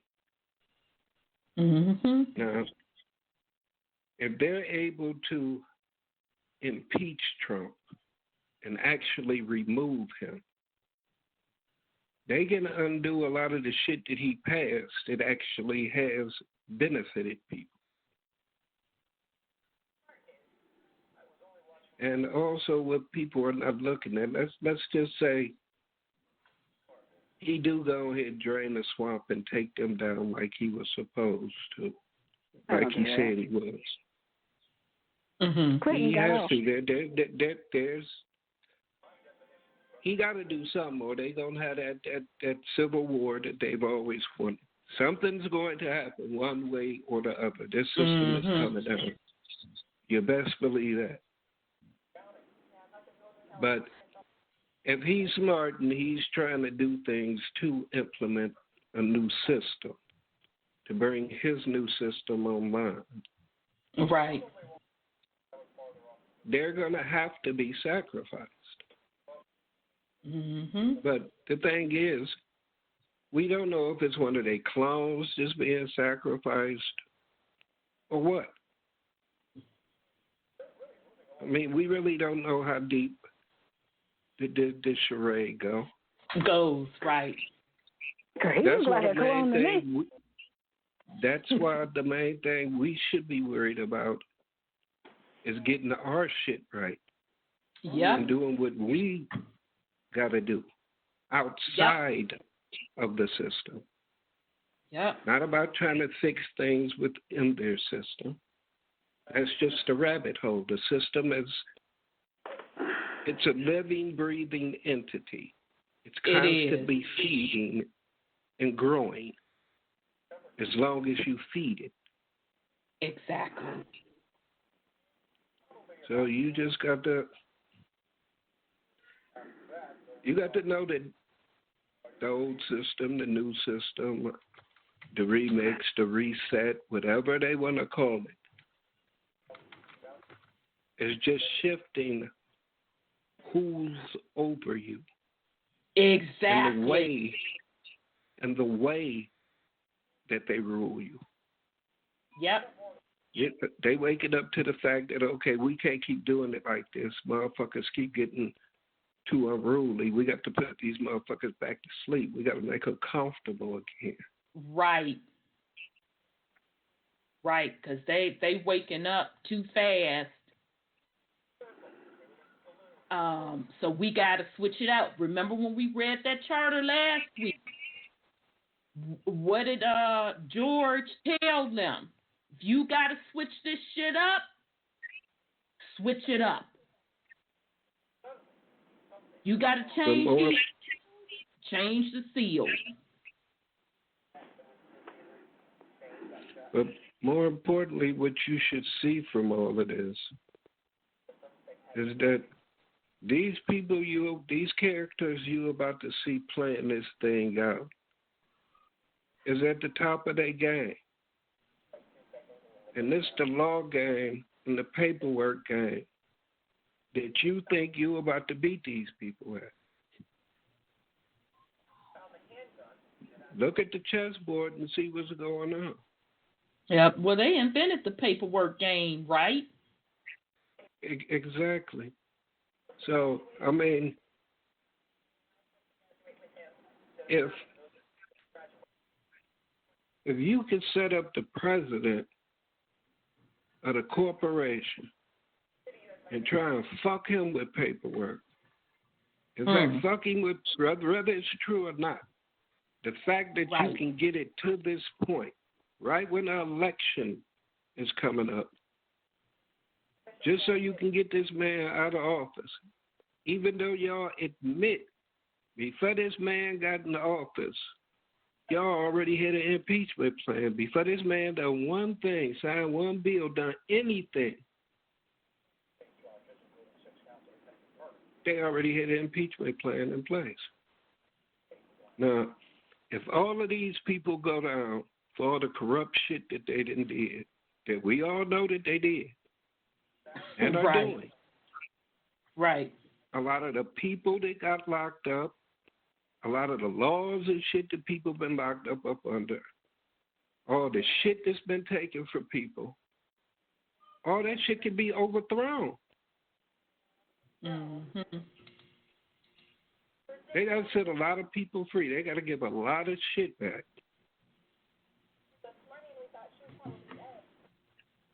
But then, of course, then they could always just fall back on, okay, you're not that original people. You're black. You're African American. We don't have to give you anything. Mm-hmm. You're white. You are the original slaves. We don't have to give you anything. You're not real citizens. You're not indigenous to here. Right. And I like how Purple Pill in the chat room said sedate. And Aleph says sedate means to cause a person or animal to be very calm or go to sleep by giving them a drug. Absolutely. Mm-hmm. Sedate is a verb. Yeah. And that's exactly what they'll do. And if that means throwing you a little piece of change, you know, here's a little piece of change every month. You know, we'll throw you 1,000, 1,200 every month. Gone, sit the fuck down. You know, if it's to let you smoke your weed in motherfucking peace, we'll let you smoke your weed in peace. Absolutely. Because remember, it's anything to keep the system going.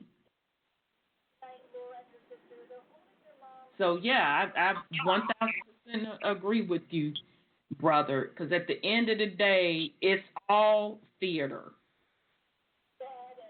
Mm-hmm. It's all theater. It's just, you know, which particular actors or groups get a chance to be in the spotlight to run things just on behalf of the corporation. Because we didn't read y'all in the charter when George listed off the officers of the corporation. He named them trustees, but they held officer titles. That's all they were. And they fought among each other. Oglethorpe, they literally shot at his motherfucking wig. Shot the man's damn wig off. And he had to say, fuck it, and leave and go back to Europe. So it's the same thing. And anybody that is lightweight successful in that system, you have to know who the players are. That's right. I mean, depending upon who you are and who your mouthpiece is in the system, depending upon what your circumstances are, they usually know which judges are favorable in those type circumstances. Right. And get you before that judge. That judge done already got his money beforehand, so, you know, the wink and the nod go take place, and you walking free. Right. You didn't kill 18 people, raped 2 donkeys and a mouse. Damn poor mouse and animals. Right, and you get to go free, though. Right. Just because of your family name and who you know. Well, look at Zimmerman. He's suing the mother of Trayvon and other folks. That shit was a psyops, though. They can get the fuck out of there with that bullshit. That's straight psyops. But see, that goes back to that whole thing about how if you were really of that bloodline, you'd be getting looked out for. They look out for their own. The people that are the elites now, that ain't happened by accident. Like he said in that charter, just like I'm sure it's in every other charter, and including the Charter of the States, Yeah, they have Right. a charter for the whole game plan and locking down all the states, and they have charters Sure for the did. individual states. Yep. And the states roll up at the national level with the United Nations. Now that shit tripped me all the way the fuck out, but it makes sense. Sorry, but go ahead, Brother Sean. So they looking out for theirs, and obviously, as you see, while you're sitting up worshiping kings and queens and all those titles, is your ancestors they was fucking over. Big time. Is your ancestors that they was profiting off of that made them so vainglorious, that made them the spectacles that you adore. Exactly. They did that off of your ancestors. They did that Right. off of our ancestors. Right, and I don't give a fuck if you are a part of their bloodline. Because if you are a part of their bloodline, your motherfucking feelings should be hurting. You should be disgusted. Because you ain't being taken care of.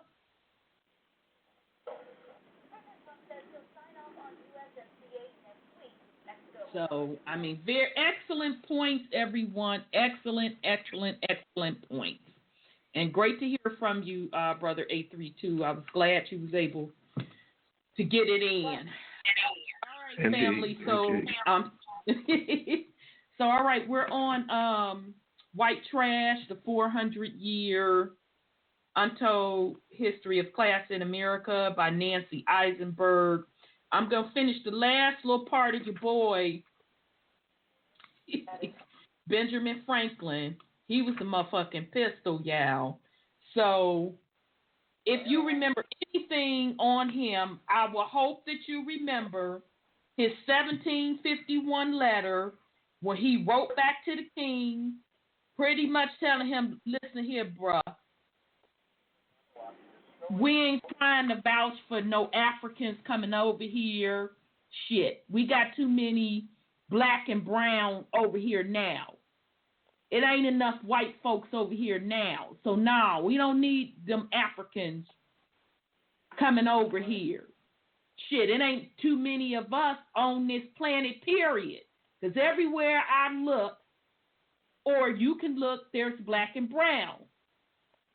Russia, France, Italy, Spain, Americas. He went down the whole motherfucking list. All right? So if you remember anything about him, he did not want slavery on these lands because slavery meant that his people, the Caucasians, were going to be cut out of any type of work compensation contracts. All right? That was the same thing with Oglethorpe wanting the state of Georgia's first charter. He didn't want slavery for that exact same purpose.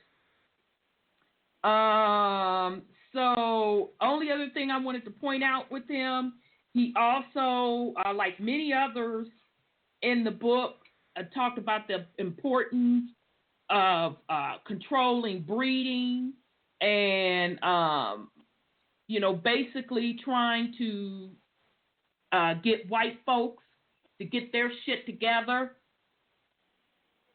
and have them babies. Okay? Because goddamn, we got to get our numbers up. Right? So that's what he was talking about. So let me see what else he talked about. What else I wanted to point out. It was one other thing. All right, I think that was it. Yeah, I think that was it. The rest of it.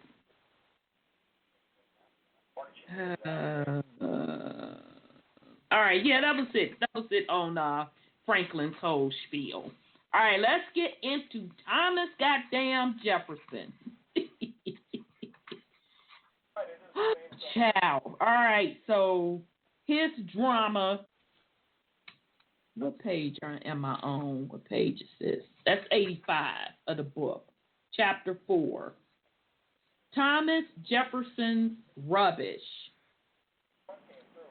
By this means, 20 of the best geniuses will be raked from the rubbish annually and be instructed at the public expense so far as the grammar schools go. The circumstance of superior beauty is thought worthy of attention in the propagation of our horses, dogs, and other domestic animals. Why not in that of man? Thomas Jefferson notes on the state of Virginia, 1787. Okay, so sounds like he's talking about pedigree breeding. All right, so let's get in on his funky ass. Like Thomas Paine and Benjamin Franklin, Thomas Jefferson thought about class in continental terms. All right, so now I just want to clarify for the family. Folks want to sit up here and talk about the founding fathers, denouncing Europe. That's a bold motherfucking face lie. Or as my grandma used to say, a bald face lie. That still cracks me up to this day. I would always think a lie without no hair.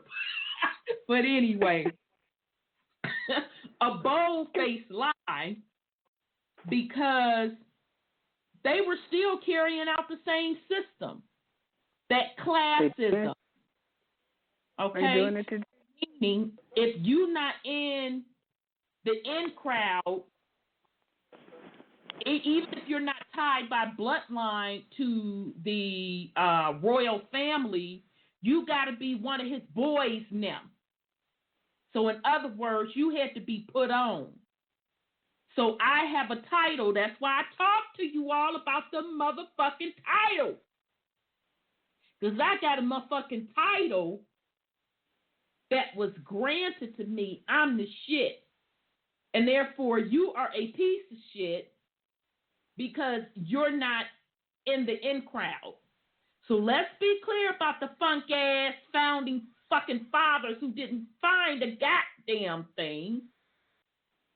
They were granted those positions to run the corporation. Nothing more, nothing less. They didn't give a fuck about you. The only reason they gave a fuck about white folk, because they wanted white folks to get their fucking numbers up to outnumber the melanated folks. But in the grand scheme of things, they ain't give a fuck about you either. So let's be goddamn clear. All right, so here we go. Like Thomas Paine and Benjamin Franklin, Thomas Jefferson thought about class in continental terms. His greatest accomplishment as president was the 1803 acquisition of Louisiana. I know,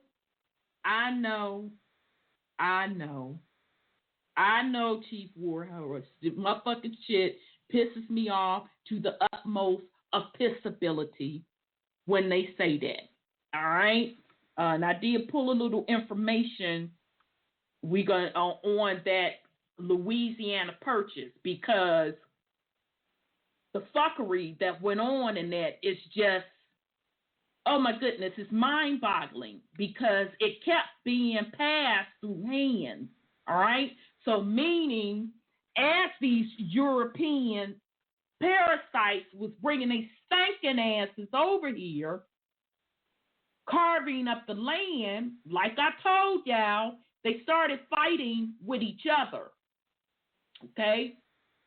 So Louisiana went from Spain to France. Then France got broke, because I told you Louis' ass with his motherfucking clothes and kicking it and partying and goddamn building Versailles and his wars. He bankrupted his nation.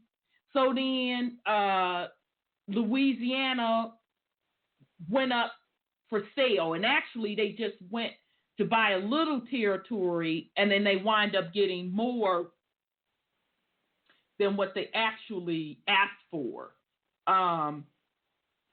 So Napoleon, let me go into it. Hold on a second.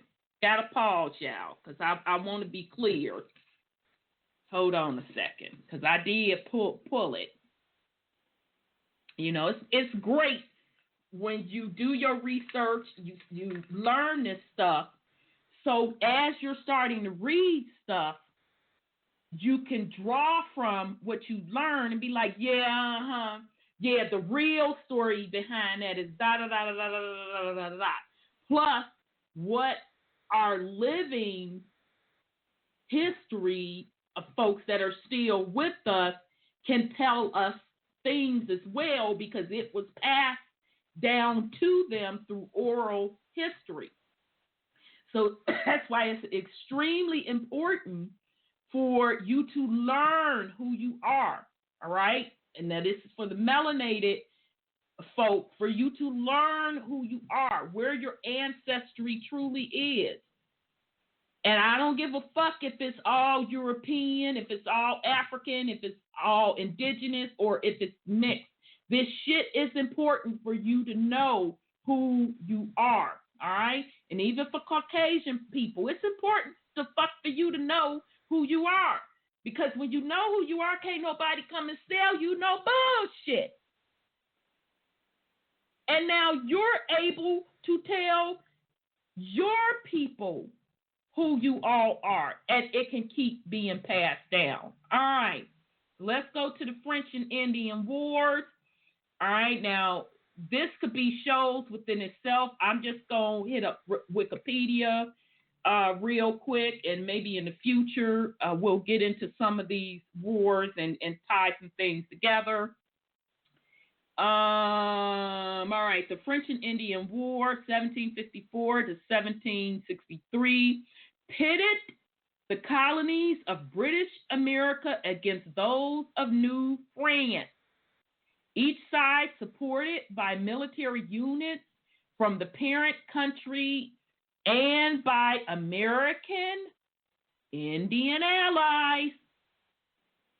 At the start of the French and Indian War, let my blind ass. That's a shame, y'all. I got to. At the start of the war, the colonies had a population of roughly 60,000 settlers, compared with 2 million in the British colonies. The outnumbered French particularly depended on the Indians. The European nations declared a wider war upon one another overseas in 1756. 2 years into the French and Indian War, and some view the French and Indian War as being merely the American theater of the European nations. The French and Indian War as being merely the American theater of the worldwide 7-year war of 1756 to 63. However, the French and Indian War is viewed in the United States as a singular conflict which was not associated with any European war. French Canadians call it, I ain't trying to pronounce that French shit, War of the Conquest. All right, so I found that interesting that everybody else considered that pretty much a European world war. But over in America, we didn't consider it that. So here we go, y'all. The British colonists were supported at various times by the Iroquois, Catawba, and Cherokee tribes. And the French colonists were supported by the Wabanaki Confederacy, member tribes of Abenaki and Mi'kmaq, or Micmac. I'm probably pronouncing it wrong. Excuse me. And the Algonquin, Lenape, Ojibwe, Ottawa, Shawnee, and Wyandot or Wyandot. All right. I'm sorry. Go ahead, sis. Go ahead. Isn't those Lenape and all that kind of stuff what the Moors are related to right now? Baby, I had to sip some water behind that bullshit that I just... Those who came against the indigenous ones. The Moors on one side and the Iroquois on the other. That's what you just said, I think. Yep. Exactly. Motherfucking exactly. Fighting took place primarily along the frontiers between New France and the British colony. Okay, hopefully they're going to give us the territory of New France, y'all. From the province of Virginia in the south to the Newfoundland in the north. It began with a dispute over control of the confluence of the Allegheny River and the Monongahela River, called the Forks of the Ohio, and the site of the French Fort Duquesne in Pittsburgh, Pennsylvania.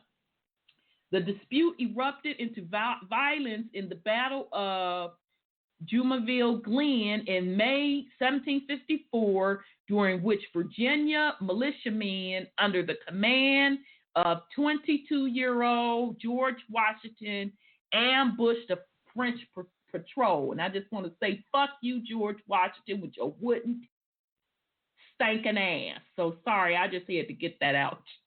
Oh, wait a minute. You have one more thing you just mentioned, Philadelphia. Isn't that where the Moors said that they set up their little constitution and what all government? Yeah, they said, well, it said Pennsylvania. It didn't specifically call out Philly, but duly noted, sis. Duly noted. Yeah, that was supposed to have been the where the original capital was. Yeah. So they fought against the Iroquois indigenous, and they were the so-called slavers that came over to Carolina. The Moors, 1883. Yep. So George Washington ambushed a French patrol. In 1755, 6 colonial governors met with General Edward Braddock, the newly arrived British Army commander, and planned a 4-way attack on the French. None succeeded, and the main effort by Braddock proved a disaster. He lost the Battle of the Monongahela on July 9, 1755, and died a few days later. British operations failed in the frontier areas of the province of Pennsylvania and the province of New York during 1755 to 57 due to a combination of poor management, internal divisions, effective Canadian scouts, French regular forces, and Indian warrior alliances. In 1755, the British captured Fort Beauséjour, I know I'm butchering that, on the border separating Nova Scotia from Acadia, and they ordered the expulsion of Acadians 1755 to 64. Soon afterwards, orders for the deportation were given by Commander-in-Chief William Shirley without direction from Great Britain. The Acadians were expelled, both those captured in arms and those who had sworn the loyalty oath to the king. Indians likewise were driven off the land to make way for settlers from New England, right? So now y'all can see that I told y'all earlier in the show how we fucking did it to ourselves the moment that we let the Dutch come over here and start motherfucking trading in animal blood. And it spiraled out of control from that point. And then folks was doing business, motherfucking ha he and shit.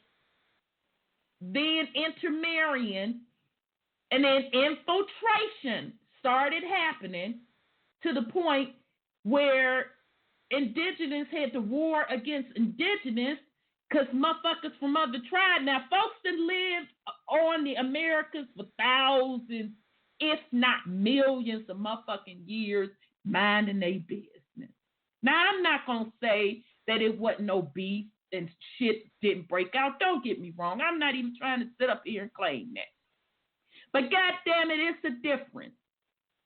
If I cuss out my motherfucking relative, that's me and my motherfucking relative's business. But if I allow another motherfucker to come in between me and my relative and convince me to turn against my relative, now that's some fucked up shit right there. All right, I'll go on. The British... Wait a minute, go on. So what you say, sis? Go ahead. That explains that picture of George Washington. I know where you're going. Go ahead, sis. Tell it, goddamn. A melanated Moor holding his horse because George Washington was fighting against us with the Moors. I'm going to sip my motherfucking water on that because when we pointed that bullshit out, oh, he a slave. Bitch, when the fuck they let slave dress that good? Because bruh was clean as the Board of Health. And he had on British colors. If I remember correctly, he had on white pants, black motherfucking boots, a red motherfucking jacket with a sash across his vest that probably denoted his military fucking rank. But he was a slave. Okay. George had on servant attire. He had to work his way up through the ranks. He was trained. You better believe it. You better believe it. Because I think I was told, and I haven't gotten the receipts on this, that he either came over as a prisoner that had to work off of an indentured servant contract. Exactly. Mm-hmm. He was absolutely right. He had to work himself up in the ranks. So the more that was sharp as motherfucking the Board of Health, more than likely, no pun intended, had higher rank than Washington. Mm-hmm. Yeah. Okay. Against the Indians. Let's not forget that. Yeah, but you know, the Moore brother that was with Washington, the Indians weren't his motherfucking people. He was beholden to the crown, not to the indigenous of the land. He was beholden to the crown. That's why he was standing next to Washington. He was probably Washington's handler. Okay? All right, so here we go. The British colonial government fell in the region of Nova Scotia after several disastrous campaigns in 1757, including a failed expedition against Louisbourg and the siege of Fort William Henry. This last was followed by Indians torturing and massacring their colonial victims. William Pitt came to power and significantly increased British military resources in the colonies at a time when France was unwilling to risk large convoys to aid the limited forces that they had in New France, preferring to concentrate their forces against Prussia and its allies who were now engaged in the 7-year wars in Europe, right? Because remember I told y'all when I was watching that series on Netflix on King Louis' motherfucking ass that he barely had people to come over to the Americas because they wasn't fucking with him like that because he had so many wars going on that he wasn't able to pay the soldiers. So this lines up perfectly with him not having enough forces to defend his territories over here in the Americas, all right? Because he was like, well, you know, I can't fuck all the way with America like that. I got to, you know, mess with Prussia, okay? So that makes sense.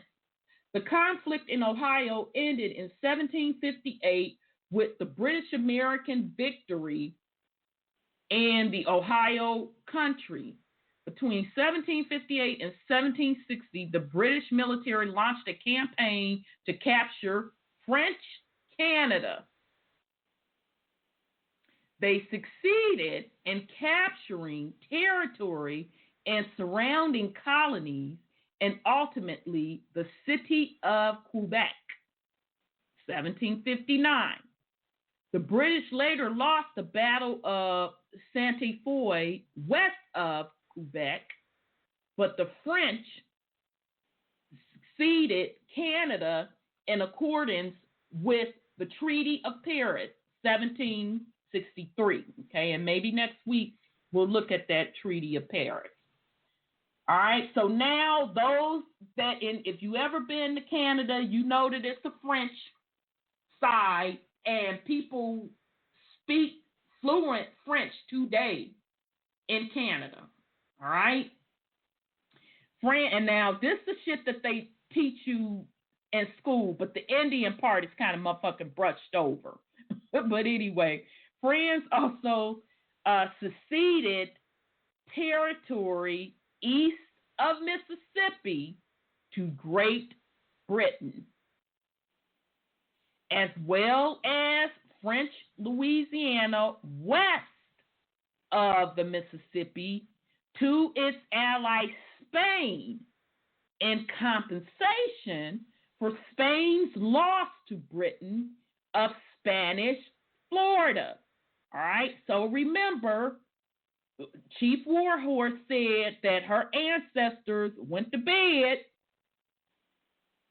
They were in Florida, woke up.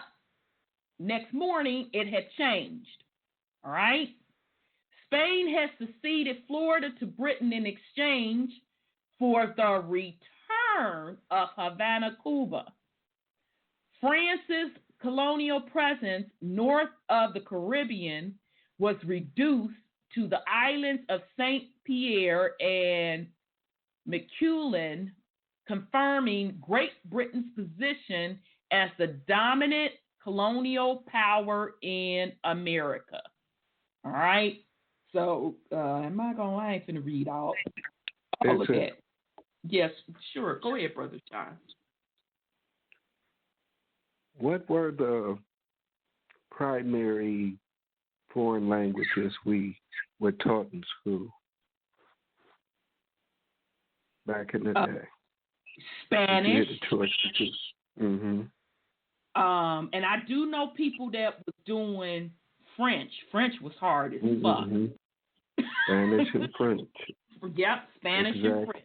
Damn, ain't that a trap? Damn, that's and deep. then German got added next. Sure did. Depending on which school you went to, German was in there. But definitely Spanish and French. So guess what colony now? Where's Marco and those guys? Canada.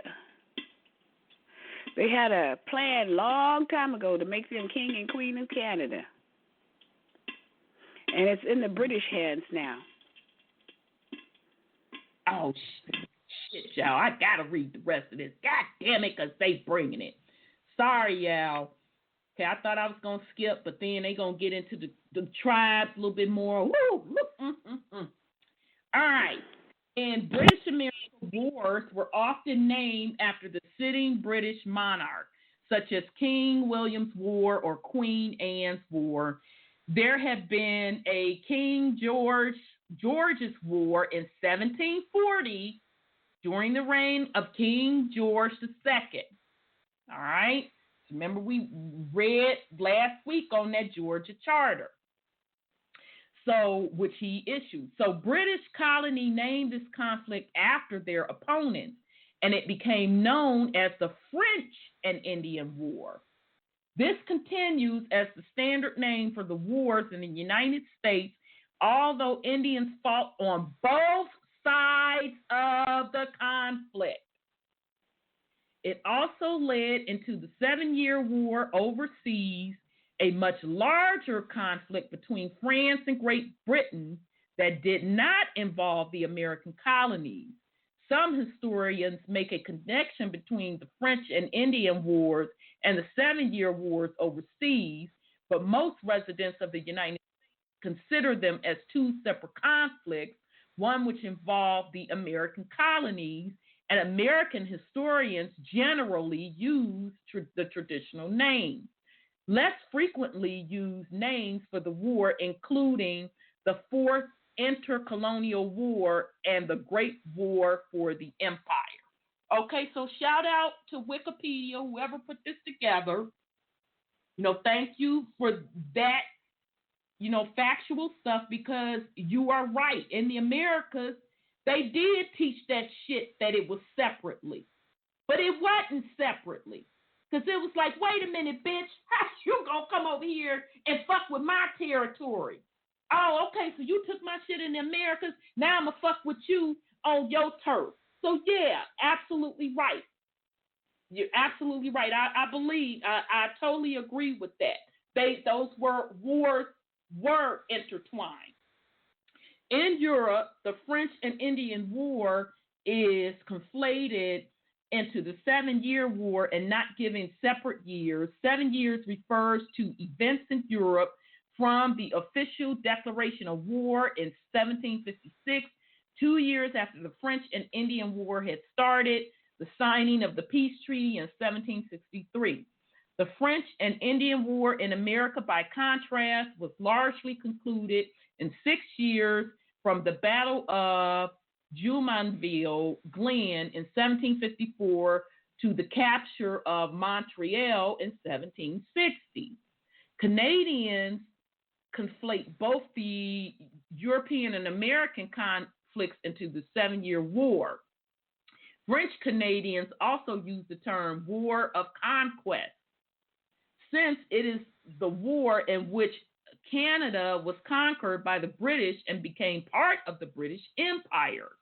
In Quebec, this term was promoted by popular historian Jacques, whatever the hell his last name is, and Dennis somebody or the other, who borrowed from the ideas of Maurice in considering this war as a dramatic tipping point of French-Canadian identity and nationhood. Right?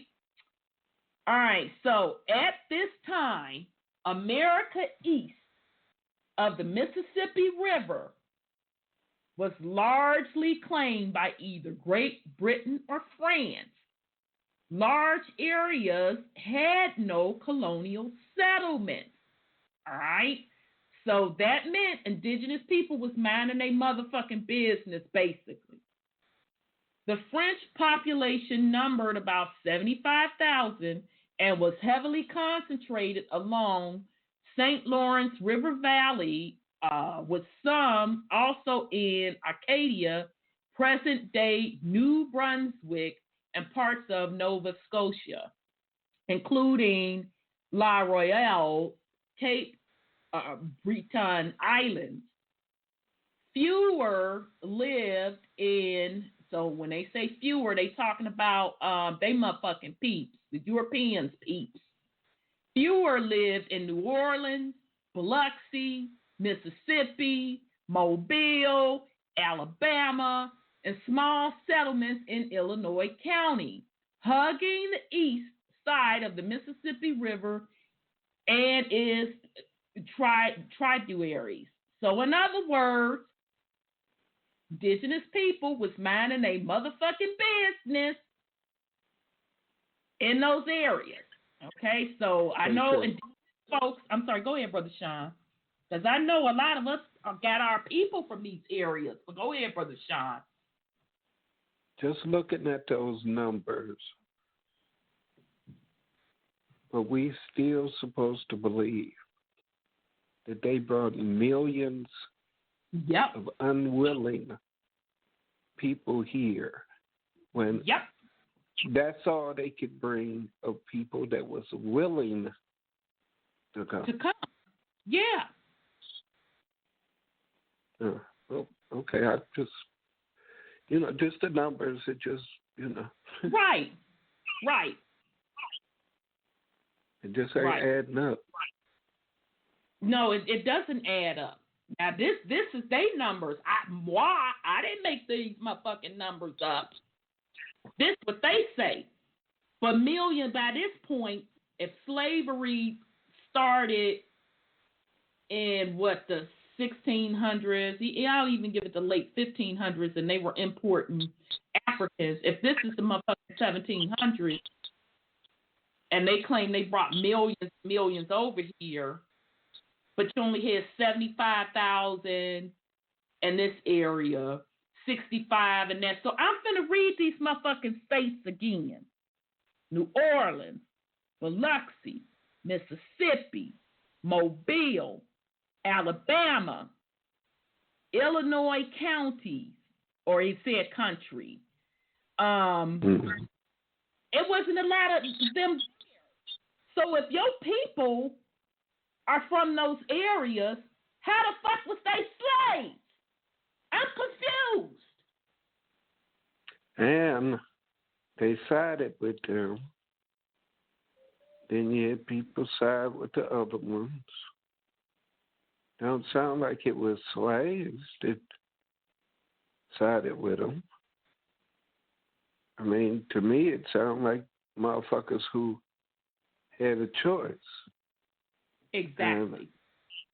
And instead of all of those tribes coming together with guns and everything, because, I guess they gave them guns and everything, and they put down their bow and arrows. They gave them guns and everything.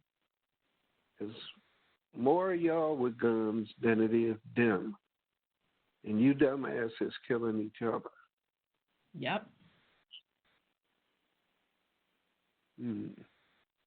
Sound like the same shit today. Exactly. Because which would make sense, because how can someone come in your house and you got a family full and slap the shit out of you? You know what I'm saying? Beat your motherfucking ass in front of the whole family and nobody do nothing. Please. Exactly. All right. So here we go. French fur traders and trappers traveled through the St. Lawrence and Mississippi watersheds. Now, I can't make this up. We done took and told y'all motherfucking asses. Did business with local Indian tribes and often married Indian women. I'm going to fucking say that again. But if you do the research on your ancestry, you would know these things. Because it would even say in the records what your family members did for a living. All right? So I'm going to just go on back to that. It said that French fur traders and trappers traveled throughout the St. Lawrence and Mississippi watersheds, did business with local Indian tribes and often married Indian women.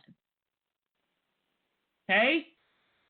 So this is why when you do your heritage, melanated people, when you see part of that bloodline motherfucking trace back to Europe, this is why. Traders married daughters of chiefs, creating high-ranking unions. Okay, so now think about that. Remember, I just made the statement. How somebody gonna come in your house, it's a family full of y'all, slap the shit out you, and beat you down? Or was it the case you had this foreigner marry into your family, so therefore when somebody came for them, that was essentially coming for you too? All right? British settlers outnumbered the French 20-1, with a population of about 1.5 million ranged along the Atlantic coast of the continent from Nova Scotia and the colony of Newfoundland in the North Province of Georgia in the south. Many of the older colonies' land claims extended arbitrarily far to the west, as the extent of the continent was unknown at the time when the provincial charters were granted. Their population centers were along the coast, but the settlements were growing into the interior.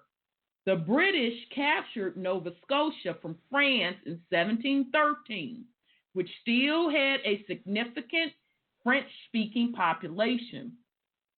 Britain also claimed Rupert's Land, where the Hudson Bay Company traded for furs with local Indian tribes.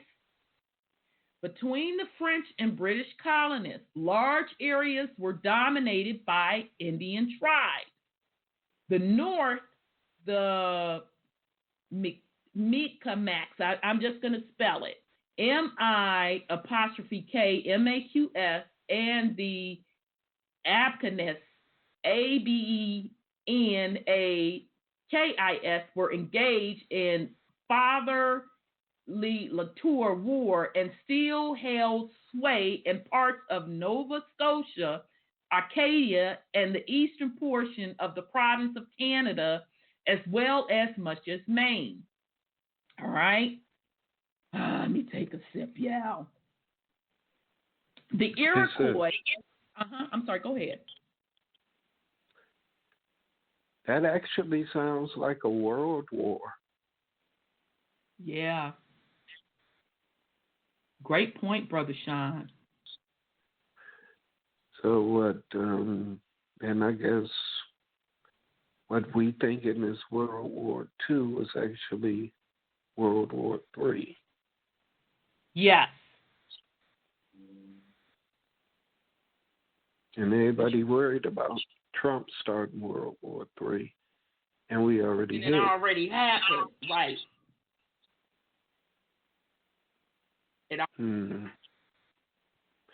These people are interesting. Which would make sense because, I'm sorry, go ahead. I didn't mean to break your thought. I apologize. Go ahead. And I just wonder how many of that 1.5 million Brits that was here was melanated. Shit. Goddamn, I would say 1 million of it. What you say? And I think I'm being generous. Because Franklin said it wasn't very many of them. Hey, that's what Blood said. That's what I'm trying to say.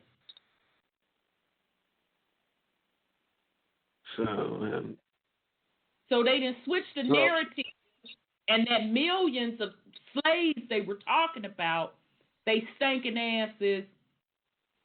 It was the millions of immigrants that were coming, that were melanated, were Brits. Not British Moors. Exactly. But one thing I don't get,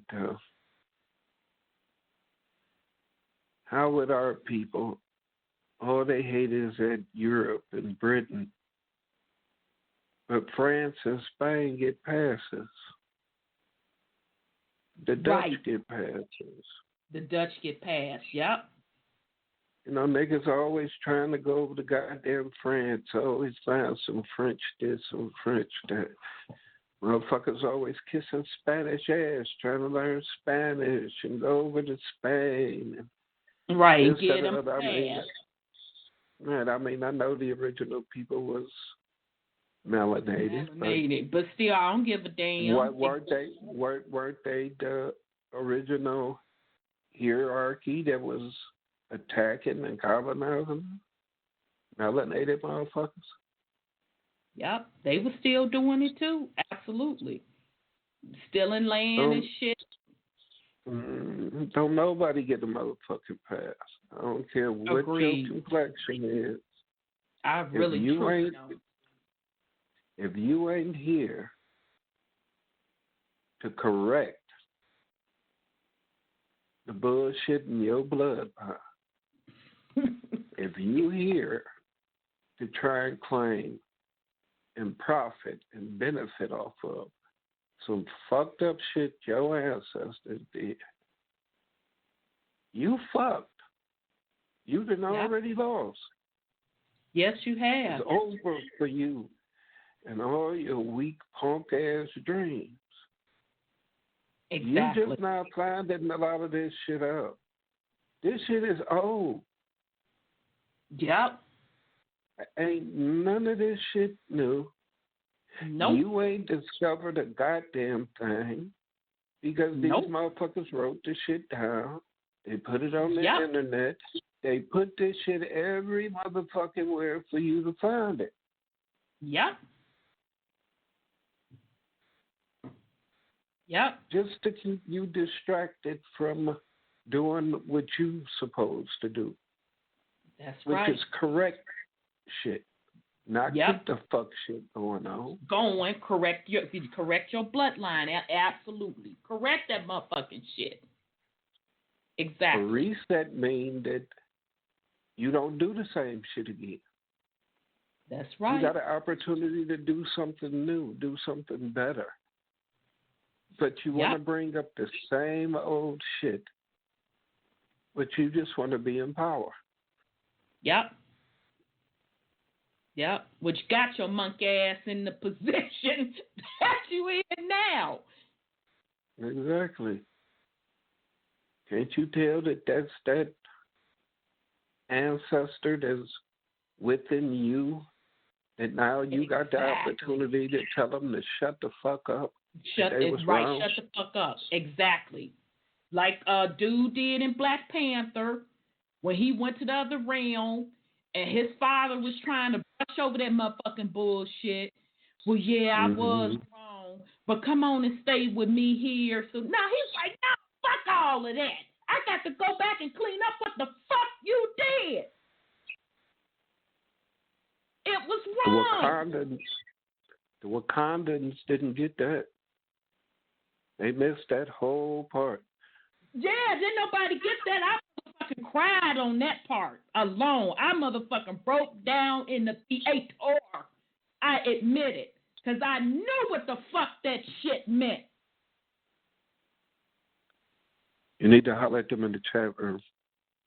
Oh, yeah. Okay, y'all, chat. Damn, y'all. Oh, I hate to see y'all leave. We about to go into overtime. If you all want to join us, you got 1 minute. 929-3858,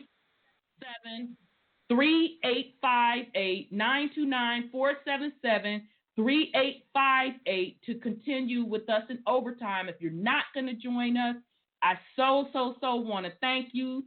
Shout out to Scotty Saturn, GD Thompson 42, Left Lane, and Purple Peel. As usual, you all were dropping jewels in the chat room. It is much appreciated. And peace and love to you all if you're not going to join us. All right. So thank you so much. Okay. All right. Thank you for that, Brother Sean, because I know here I am all wild up. But yeah, shit. Ain't nobody got time for this fuck shit to keep continuing these cycles. Like the little song said, I'm not going back and forth with you niggas, and that applies to all. My bloodline, not bloodline, animals, I don't give a fuck. I'm not going back and forth with you. Repeating the same shit over and over and over and over and over again. That means you're not evolving. You're not elevating your consciousness. All right, but we're going to finish going into this bullshit. So let's get on the Iroquois. The Iroquois Confederation, all right? So those of you that think that Confederate flag with that X on it is racist, you better do a little bit more research.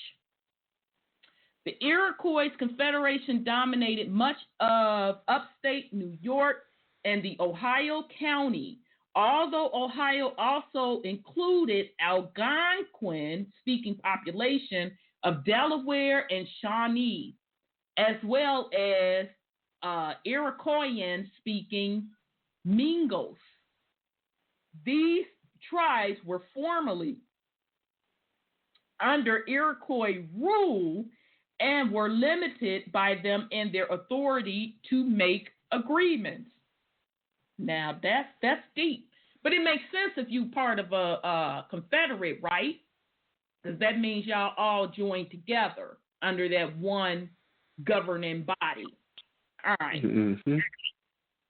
The southeast interior was dominated by the Sioux-speaking Catawba, the Muskie-speaking Creeks, the Creeks or Crees, however you want to say it, and they want to say Choctaw. We know that's not the correct pronunciation is Choctaw.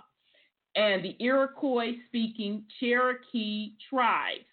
And what's the original name for Cherokee? Damn.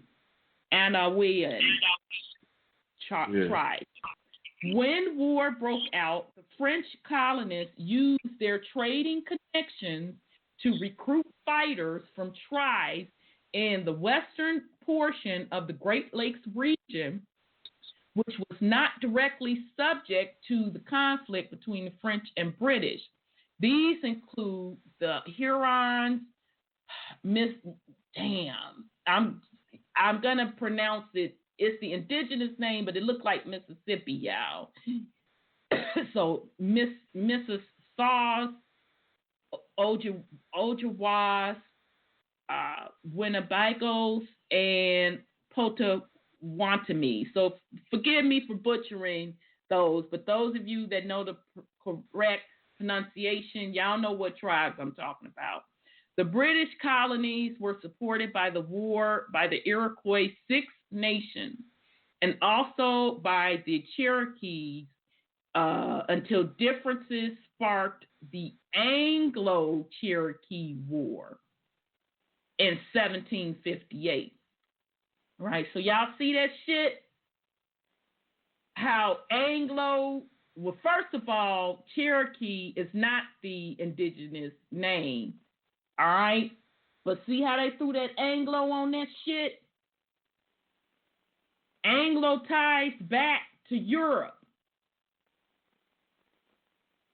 In 1758, the province of Pennsylvania successfully negotiated the Treaty of Easton, in which a number of tribes in the Ohio County promised neutrality in exchange for land concessions and other considerations.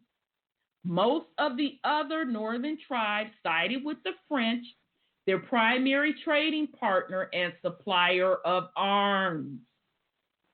The Crees and Cherokees were subject to diplomatic efforts by both the French and British to gain either their support or neutrality in the conflict. At the time, Spain only claimed the province of Florida in Eastern America.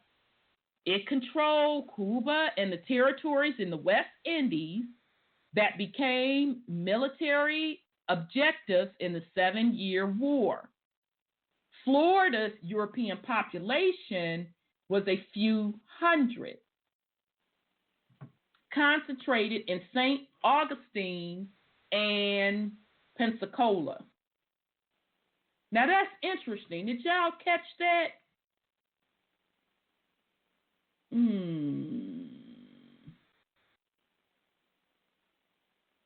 So they're saying it was only a few hundred Europeans in Florida, and they were in St. Augustine and Pensacola. Mm-hmm. Interesting. There were no French regular army troops stationed in America at the onset of war. New France was defended by about 3,000 troops. De la Marine, companies of colonial regulars, some of whom had significant woodland combat experience. The colonial government recruited militia support when needed. The British had few troops. Most of the British colonies mustered local militia companies to deal with Indian threats, generally ill-trained and available only for short periods, but they did not have any standing force.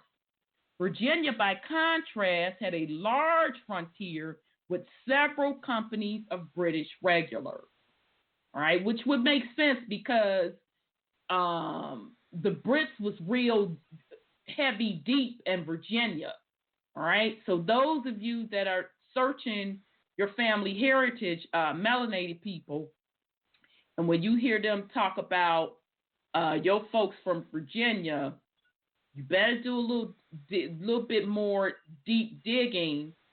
If they say your family came over on a boat from Virginia, they Brit. Okay, your peeps are British. That side anyway. All right. When hostilities began, the British colonial government preferred operating independently of one another and the government of the government in London. This situation complicated negotiations with Indian tribes whose territory often encompassed land claimed by multiple colonies. As the war progressed, the leaders of the British Army establishment tried to impose constraints and demands on colonial administration. Okay, so Celeron's expedition, New France, France's Governor General Roland Michael, I'm not trying to pronounce the rest of that French stuff, was considered about the incursion and expanding influence in the Ohio country of British colonial traders such as George Crowham. In June 1747, he ordered Pierre Joseph Celeron to lead a military expedition through the area. Its objectives were to reaffirm New France's Indian alliance, that their trading arrangements with colonists were exclusive to those authorized by New France. All right, so y'all see the fuck shit? Because the ancestors started motherfucking conducting business with these Negroes, caused them to fight each other over our shit. But we invited them on the land. All right. To confirm Indian assistance in asserting and maintaining the French claim to territories which French explorers had claimed. I mean, this shit is deep to me. Now, I'm going to fucking help you to keep my shit. And let's say even if it ain't my shit, it's somebody else's shit, but we didn't live together in these same lands for thousands, if not millions of years, I'm going to help another motherfucker take they shit. That's crazy to me. To discourage any alliance between British and local Indian tribes, to impress the Indians with a French show of force against British colonial settlers' incursions, unauthorized trading expeditions, and general trespass against French claims. Celeron's expedition force consisted of about 200 troops and 30 Indians, and they covered about 3,000 miles between June and November 1749. So that wasn't a lot of folks at all. All right. So they went up to St. Lawrence, continued along the northern shore of Lake Ontario, crossed the portage of Niagara, and followed the southern shore of Lake Erie. At the Chequaquah portage near Barcelona, New York, the expedition moved to the Allegheny River, which it followed to the site of Pittsburgh. There, Celeron buried lead plates engraved with the French claim to Ohio country. Whenever he entered British colonial merchant of fur traders, he informed them of the French claims of the territory and told them to leave. All right, so once again, I told y'all it started with the fur trade, right? Which was the ancestors that made that decision to trade them furs was going against nature, all right? And these motherfucking Europeans didn't want to give up the wealth of this land. All right, so Celeron's expedition arrived at Logstown, where the Indians in the area informed him that they owned the Ohio County and that they would trade with the British colonists regardless of the French. He continued south until his expedition reached the confluence of the Ohio and Miami rivers, which lay just south of the village of Pickawillany, the home of the Miami chief known as Old Britain. Y'all, I can't. So the chieftain just set up and named himself Old Britain. So I'm just guessing and assuming that he had married into the motherfucking bloodline. Just fucking disgusting. Anyway, Celeron threatened Old Britain with severe consequences if he continued to trade with the British colonists. But Old Britain ignored the warning. Celeron returned disappointedly to Montreal in November 1749. All right, but it would make sense that the chief Old Britain would keep trading with the British because that's his fucking people. He just married into the bloodline, into the indigenous Indians' bloodline. Celeron wrote an extensive, detailed report. All I can say is that the natives of these localities are very badly disposed towards the French, he wrote, and are entirely devoted to the English. I don't know in what way they could be brought back. Even before his return to Montreal, reports of the situation in the Ohio County were making their way to London and Paris, each side proposing that action be taken. Massachusetts Governor William Shirley was particularly forceful, stating that the British colonies would not be safe as long as the French were present. Negotiations. The War of Austrian Succession ended in 1748 with the signing of the Treaty Aix-la-Chapelle, or maybe Chapelle, whatever, which was primarily focused on resolving issues in Europe. The issues of conflicting territory claims between British and French colonies were turned over to a commission, but it reached no decision. Frontier areas were claimed by both sides, from Nova Scotia and Acadia in the north to the Ohio country in the south.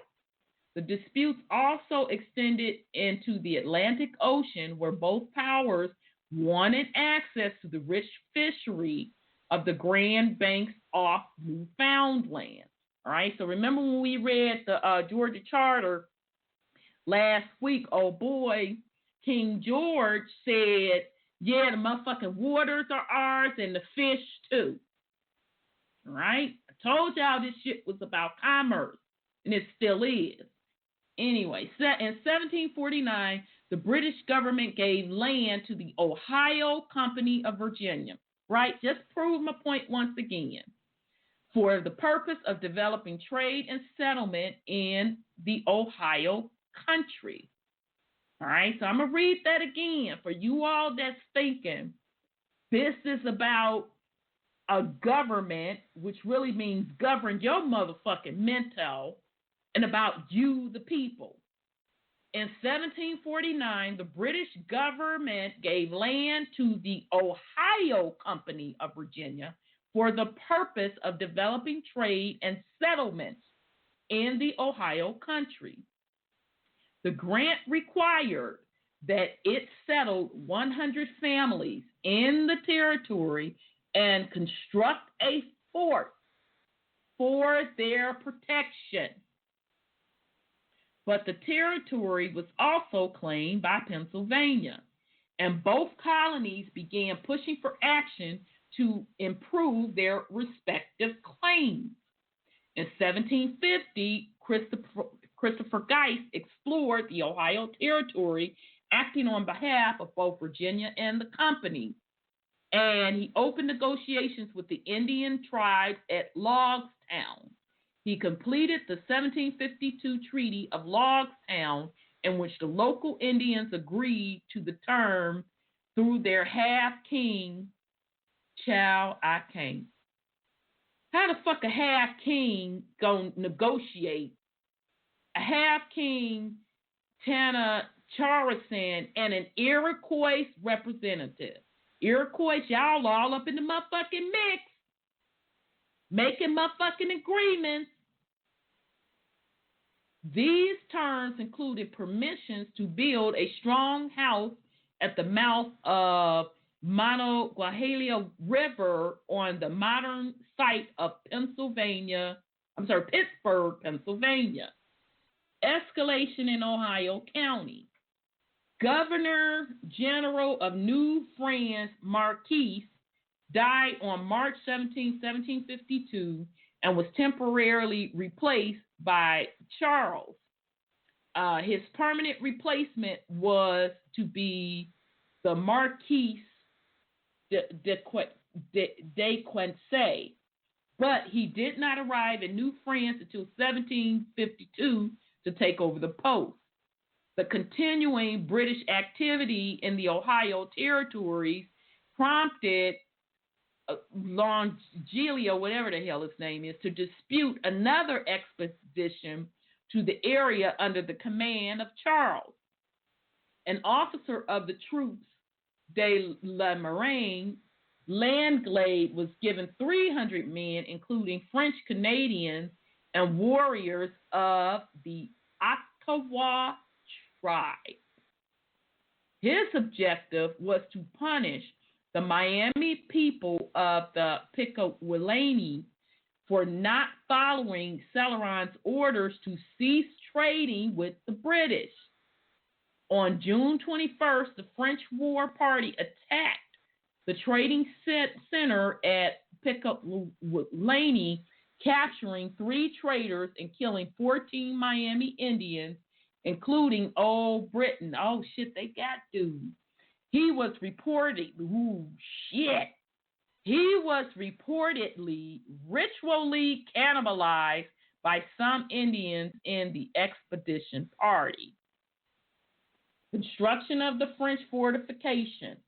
In the spring of 1753, Paul Moran was given command of a 2,000-man force of troops de la Marine and Indians.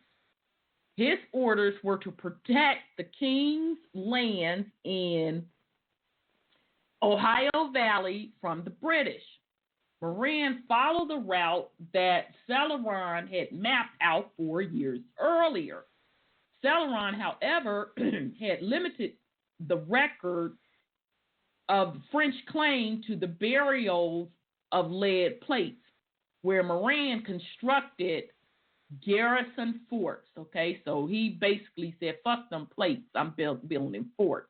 He first constructed Fort Presqua Isle on Lake Erie's south shore near Erie, Pennsylvania. Okay, so just real quick, just a note. This goes to John Levy's work when he started pulling up those ancient forts and all of that, which I think some of those forts are even older than these 1700 situations. Okay, so just to make note of that as well. All right, so they built the fort, Erie South Shore, Erie, Pennsylvania, and had a road built to the headwaters of LeBourc Creek. He then constructed a second fort, Fort LeBourc and Waterford, Pennsylvania, designed to guard the headwaters of LeBourc Creek. As he moved south, he drove off or captured British traders, alarming both the British and the Iroquois. Tana Garrison was chief of the Mingo Indians, who were remnants of the Iroquois and other tribes who had been driven west by colonial expansion. He intensively disliked the French, whom he accused of killing and eating his father. They probably exaggerating on that, but whatever. He traveled to Fort LeBourc and threatened the French with military action, which Moran dismissed. The Iroquois sent runners to the manor of William Johnson in upstate New York, who was the British superintendent for Indian affairs in the New York region and beyond. Johnson was known to the Iroquois as Warren Higgy, meaning he who does great things. He spoke their language and had become a respected honorary member of the Iroquois Confederacy in the area, and he was made a colonel of the Iroquois in 1756. He was later commissioned as a colonial of the Western New York militia. The Indian representative and Johnson met with Governor George Clinton. Ain't that something? George Clinton, y'all. And officials from some of the other American colonies at Albany, New York. Mohawk Chief Hendrick was the speaker of the tribal council, and he insisted that the British abide by their obligations and block French expansion. Clinton did not respond to his satisfaction, and Hendrick said that the covenant chain was broken, a long-standing friendly relationship between the Iroquois Confederacy and the British Crown. Virginia's response. Governor Dinwiddie of Virginia was an investor in the Ohio Company, which stood to lose money if the French held their claim. He ordered 21-year-old Major George Washington, whose brother was another Ohio Company investor of the Virginia Regiment, to warn the French to leave Virginia territory in October 1753. Washington left with a small party, picking up Jacob Van Brom as an interpreter, Christopher Gist a company surveyor working in the area, and a few Mingos led by Tana Garrison. On December 12th, Washington and his men reached Fort LeBrouf, or however you say that. Jacques St. Pierre succeeded Marin as commander of the French forces after Marin died on October 29th, and he invited Washington to dine with him. Over dinner, Washington presented St. Pierre with a letter from Dinwiddie demanding an immediate French withdrawal from Ohio country. St. Pierre said, as the summons you send me to return, I do not think myself obliged to obey it. Okay, so in other words, I don't know what the fuck you trying to tell me, but who are you? He told Washington that French's claim to the region was superior to that of the British, since Rene Robert Cavalier, Sir de La Salle, damn, you know, in Chicago, that name, La Salle, damn, y'all, this shit is fucking deep. A lot of streets and shit named in Chicago after LaSalle, that name LaSalle, had explored the Ohio country near a century earlier. Because remember, y'all, Illinois was a part of Ohio. It was all the same territory. Damn, that makes sense why that LaSalle name. Y'all. Anyway, Washington's party left Fort LeBrouf, whatever the hell, early on December 16th and arrived in Williamsburg on January 16, 1754. He stated in his report the French had swept the South, detailing the steps which they had taken to fortify the area and their intention to fortify the confluence of the Allegheny and Monongahela rivers. All right, so I don't know how he said they conquered it, but because I thought Blood told him to get the hell on with that, but whatever. The course of war. Even before Washington returned, Dinwiddie had sent a company of 40 men under William Trent to that point where they began construction of a small stockade fort in the early months of 1754. Governor de Quincey sent additional French forces under Claude to relieve St. Pierre during the same period, and Contrecoeur led 500 men south from Fort Venago on April 5th, 1754. These forces arrived at the fort on April 5th, but Contrecoeur, whatever the hell his name is, generally allowed Trent's small company to withdraw. He purchased their construction tools to continue building another fort, which became Fort de Quince. Now, you know what just came to me? Interestingly enough, I think that, okay, sis Cheryl sending me some info on one of the Indian, quote, quote, chiefs, Tana Garrison. So I'll read that in a second. What came to me, family, as I'm reading through this, white people also was able to get on top because a lot of the Europeans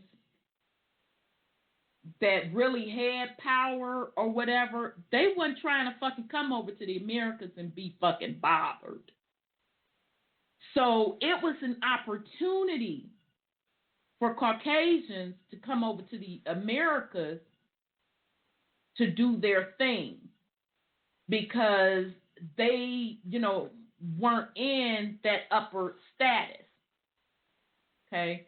So for the founding fathers, what they're fucking calling the founding fathers, to be placed in the positions that they were, that was a huge deal for them. Okay, so now this shit is really, really, really starting to make a lot of sense. All right, white people took the opportunity where they saw the melanated people that were ruling were fighting. They're like, fuck this. You know, we gonna get our come up off of this. So let me go to this real quick.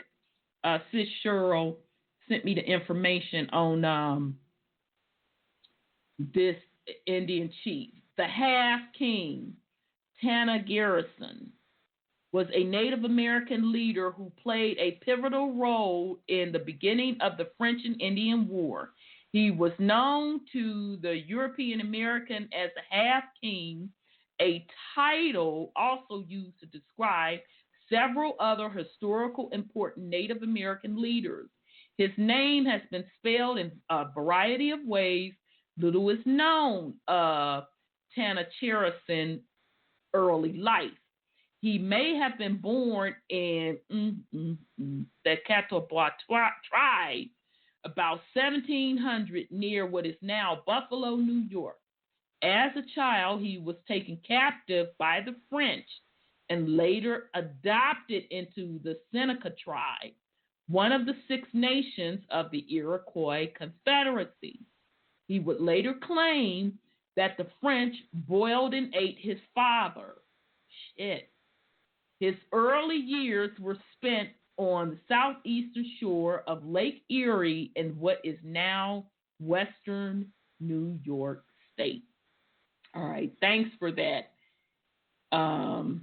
sis. Thank you for that.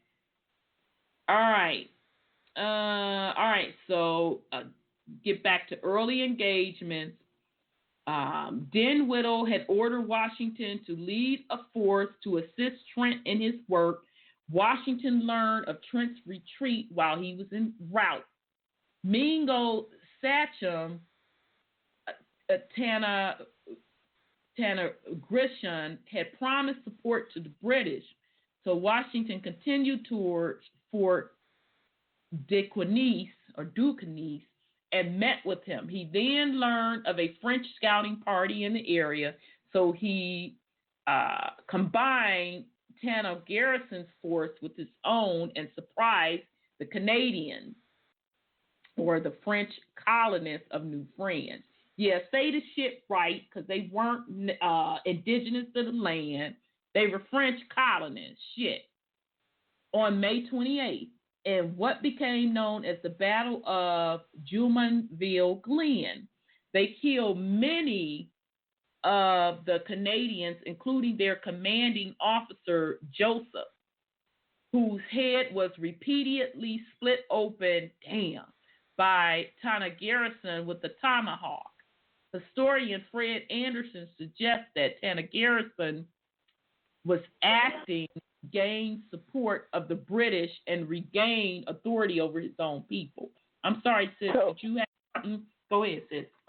So are we still in the war, or are they playing like a Trumpy that attack people and blow the brains out with no cause, except for national security? Yeah, they still in war. Well, at least they called it. Yeah, they still in war. Okay, all right, that's cool. Shit, I had lost my place. It wasn't you. Following the battle, Washington pulled back several miles and established Fort Necessity, which the Canadians attacked under the command of Jumonville's brother.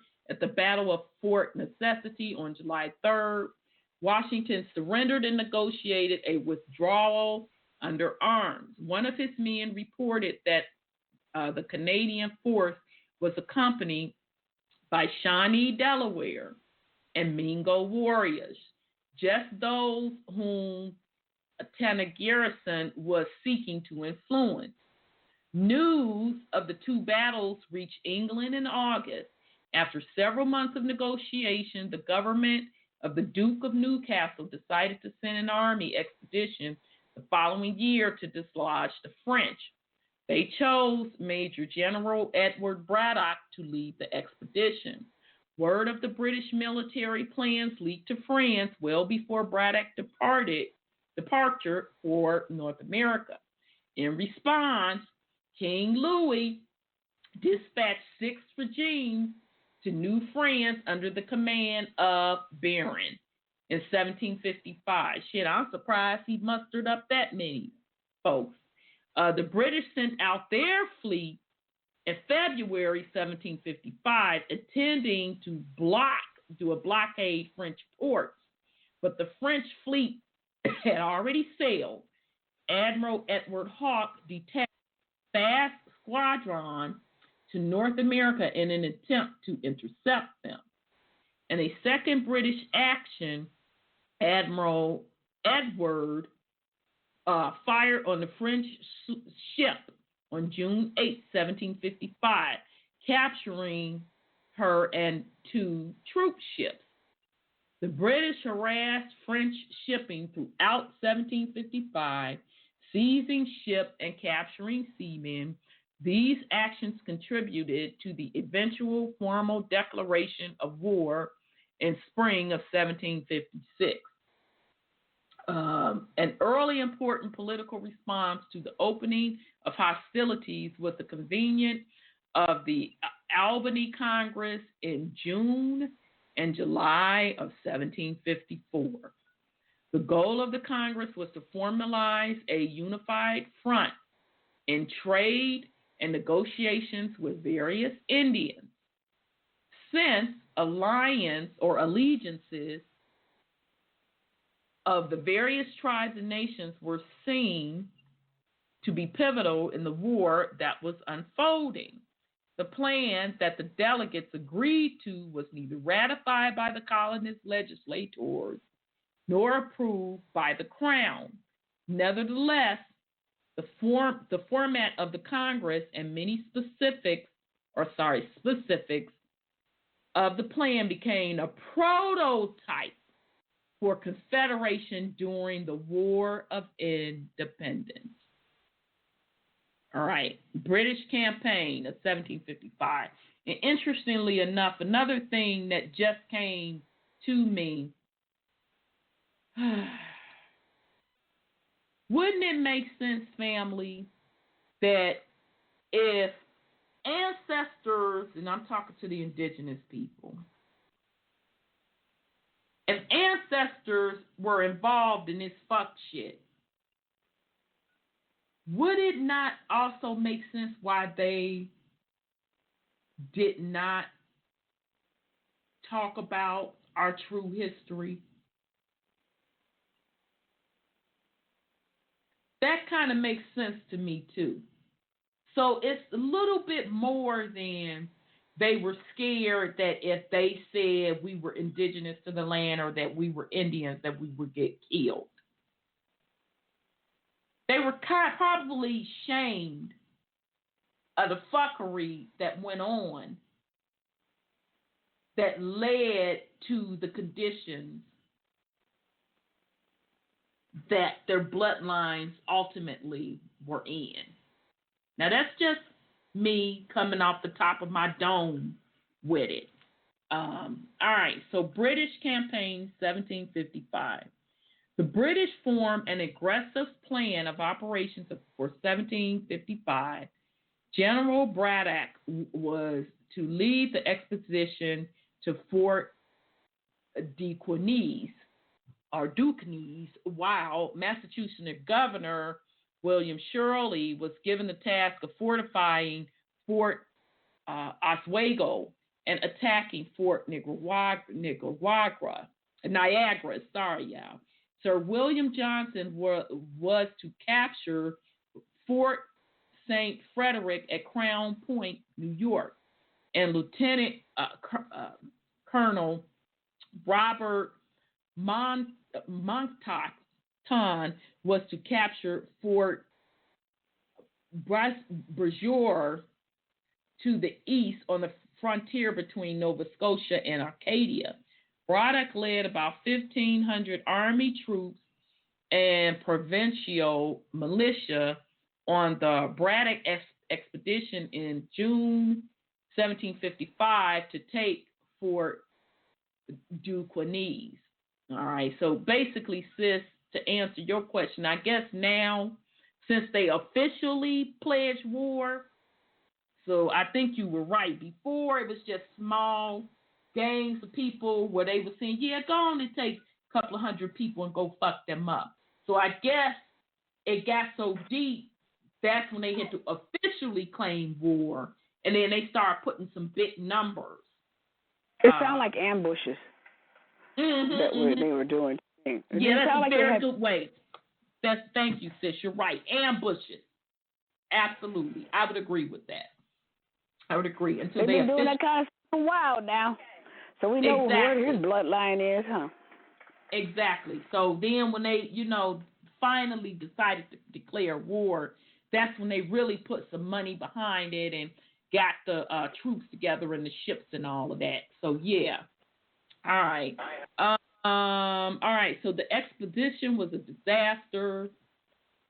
George Washington got his ass kicked quite a few little times. But anyway, it was attacked by French regulars, Canadian militiamen, and Indian warriors, ambushing them from hiding places up in trees and behind logs, and Braddock called for a retreat. He was killed. Approximately 1,000 British soldiers were killed or injured. The remaining 500 British troops retreated to Virginia, led by Washington.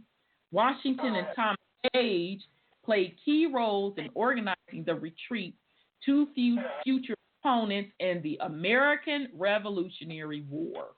Okay. Damn, so they got their asses handed to them, basically. All right, so the British government initiated a plan to increase their military capabilities in preparation for war following news of Braddock's defeat and the start of the Parliament secession in November 1755. Among the early legislative measures were Recruiting Act of 1756. All right, so ain't that the motherfucking draft? Okay, they just renamed the shit. That's the draft.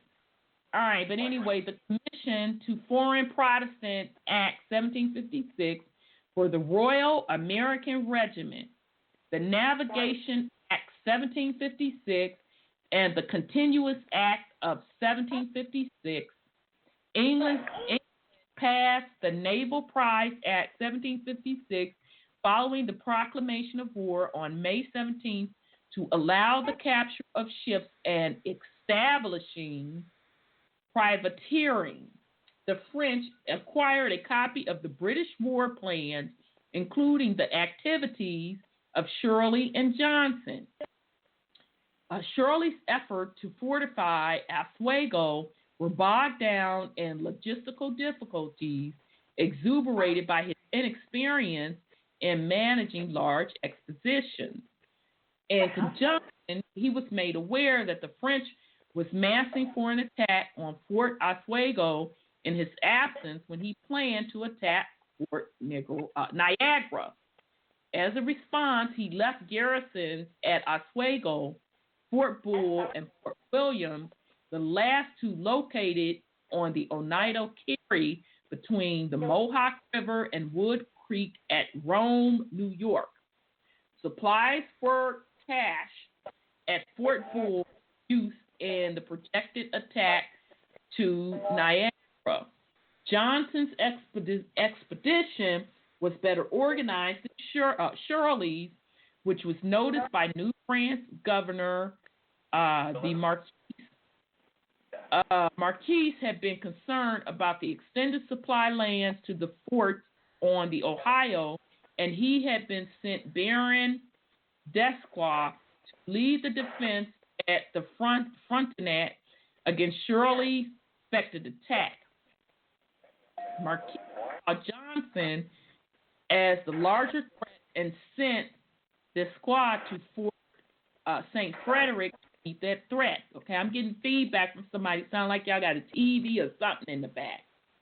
That squad planned to attack the British encampment at Fort Edward at the upper end of navigation on Hudson River. But Johnson had strongly fortified it, and the squad Indian support was reluctant to attack. The two forces finally met in the bloody Battle of Lake George between Fort Edward and Fort William Henry. The battle ended inconclusively with both sides withdrawing from the field. Johnson's advance stopped at Fort William Henry, and the French withdrew to Ticonderoga Point, where they began the construction of Fort Carillon after the British captured it in 1759. All right. Colonel Monckton captured Fort Beauséjour in June 1755, and the sole British success that year, cutting the French fortress Louisbourg from land-based reinforcement. To cut vital supplies to Louisbourg, Nova Scotia's governor, Charles Lawrence, ordered the deportation of the French-speaking Acadian population from the area. Monckton's forces included companies of Rogers Rangers, forcibly removing thousands of Acadians, chasing down many who resisted, and sometimes committing atrocities. Cutting off supplies to Louisbourg led to its demise. The Acadian resistance was sometimes quite stiff, in concert with Indian allies, including the Micmac, probably Mi'kmaq, with ongoing frontier raids against Dartmouth and Lunenburg, among others. The only clashes of any size were at Petitcodiac in 1755 and at Bloody Creek near Annapolis Royal in 1757. Other than the campaigns to expel the Acadians ranging around the Bay of Fundy on the Petitcodiac and St. John Rivers and Ile St. Jean. Damn, y'all, I didn't know it jumped off in Canada like that. Damn. They was straight battling. All right, French victories, 1756 to 1757. Following the death of Braddock, William Shirley assumed command of British forces in North America, and he laid out his plans for 1756 at a meeting in Albany in December 1755. He proposed renewing the efforts to capture Niagara, Crown Point at Duquesne, with attacks on Fort Frontenac on the north shore of Lake Ontario and an expedition through the wilderness of the Maine district and down the Chartier River to attack the city of Quebec. His plan, however, got bogged down by disagreements and disputes with others, including William Johnson and New York Governor Sir Charles Hardy, and consequently gained little support. Newcastle replaced him in 1756 with Lord Loudon, with General James Abercrombie. Y'all, the clothing people, Abercrombie. See, I didn't even know that. So Abercrombie, them plain-looking ass clothes, I think they shit is ugly. All right, I didn't know that. It's named after a general, as his second in command. Neither of these men had as much campaign experience as the trio of officers whom France sent to North America. French regular army reinforcement arrived in New France in May 1756, led by General Louis Joseph and second by Chevalier and Colonel Francis Oh, shit, let me go up here. I'm losing my place. All experienced veterans from the War of Austrian succession. Okay, so Louis wasn't fucking around. He finally got his top folks to come over to the Americas to start to defend these territories. All right, on May 18, 1756, Britain formally declared war on France, which expanded the war into Europe and came to be known as the 7-Year War. Wow. All right, so that 7-Year War was the result of them fighting over territories in the Americas. Very interesting. Governor Vaudreuil had ambitions to become the French commander-in-chief in addition to his role as governor, and he acted during the winter of 1756 before the reinforcement arrived. Scouts had reported the weakness of British supply chain, so he ordered an attack against the fort, which Shirley had erected at the Oneida Carry. In the Battle of Fort Bull, French forces destroyed the fort and large quantity of supplies, including 45,000 pounds of gunpowder. They set back any British hopes for campaigns on Lake Ontario and endangered the Oswego garrison, already short of supplies. French forces in the Ohio Valley also continued to intrigue with Indians throughout the area, encouraging them to raid frontier settlements. Right, so there we go with the fuck shit. Indigenous people getting involved with fuckery.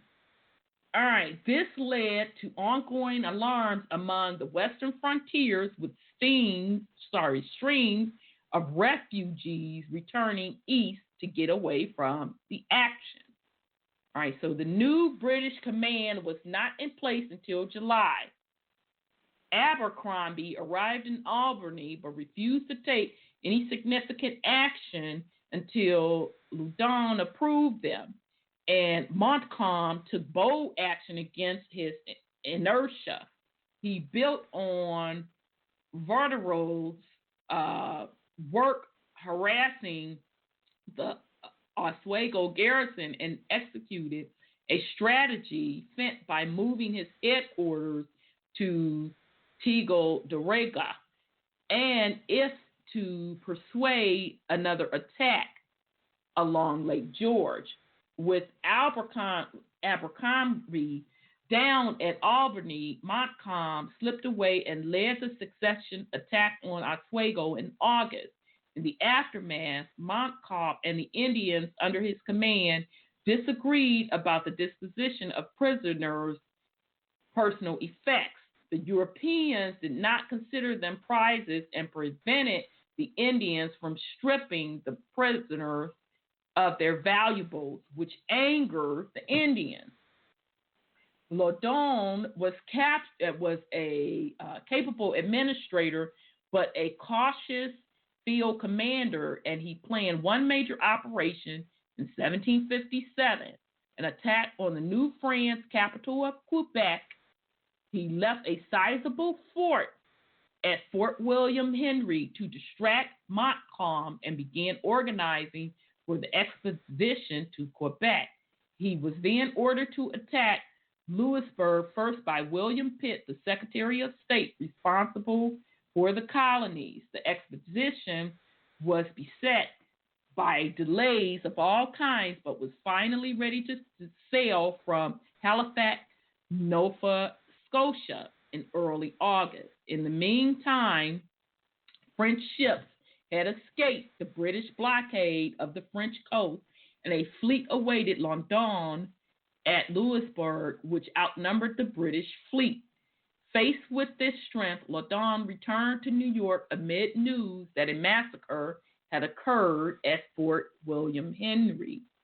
French irregular forces, Canadian scouts and Indians harassed Fort William Henry throughout the first half of 1756. In January, they ambushed British Rangers near Ticonderoga. In February, they launched a raid against the position across frozen Lake George, destroying storehouses and buildings across the main fortification. In early August, Montcalm and 7,000 troops besieged the fort, which capitulated with an agreement to withdraw under parole. With the withdrawal began, some of Montcalm's Indian allies attacked the British column because they were angry about the lost opportunity for loot, killing, and capturing several hundred men, women, children, and slaves. The aftermath of the siege may have contributed to the transmission of smallpox into the remote Indian population, as some Indians were reported to have traveled from beyond the Mississippi to participate in the campaign and return afterwards. Modern writer William Nestor believes that the Indians might have been exposed to European carriers, although no proof exists. What the fuck you mean don't no motherfucking proof exists? They didn't have smallpox before, goddamn, until they went over them territories and they brought them back. So get the fuck up out of here with that. So, all right, family, we're going to pause right there. I'm going to go to last words. We'll pick up next week and as well as get back in the material. I'm taking the time to go over these particular conquests and the purchase of the Louisiana Purchase so you can get a clear picture of how the motherfucking United States Corporation was founded, because this bullshit that they're teaching is far from the truth. So with that said, Sis Sandra, you have any last words for the family? Sis, you on? Well, okay, we always fight, and we've been fighting for years. Brothers fighting sisters and mothers and all this kind of stuff. And our people are tribal. You have gangs now fighting each other. That's part of the culture. That's a DNA trait. Now, the problem is they didn't get enough sense to kind of like stand up against the enemy instead of each other. And they were two-timing and trading each other and, fighting each other, and it was really bad. Even still, you have to understand that they were always enemies probably to the tribes that they fought in the first place, and in the second place, and in the third place. So they would side against somebody they don't know and that they probably really like their uniforms or some crazy stuff, So I don't know if I would kind of like slap them around a little bit for the fact that they didn't use discernment or nothing about who they were really helping. But this is where we are. This is where we're supposed to be. And there it is. I mean, and if we don't get any sense, like Brother Sean says, and start killing each other now, we're going to still stay in the same trick bag that we were before then. Exactly. So let me switch, because I had to bring Brother Sean back on because he got knocked off. So just a second.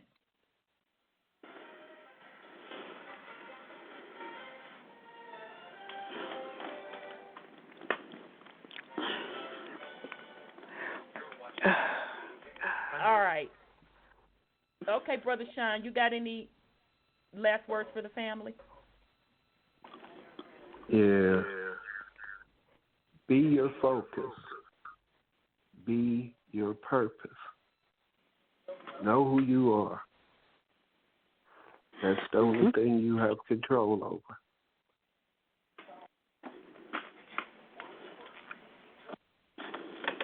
I'm done.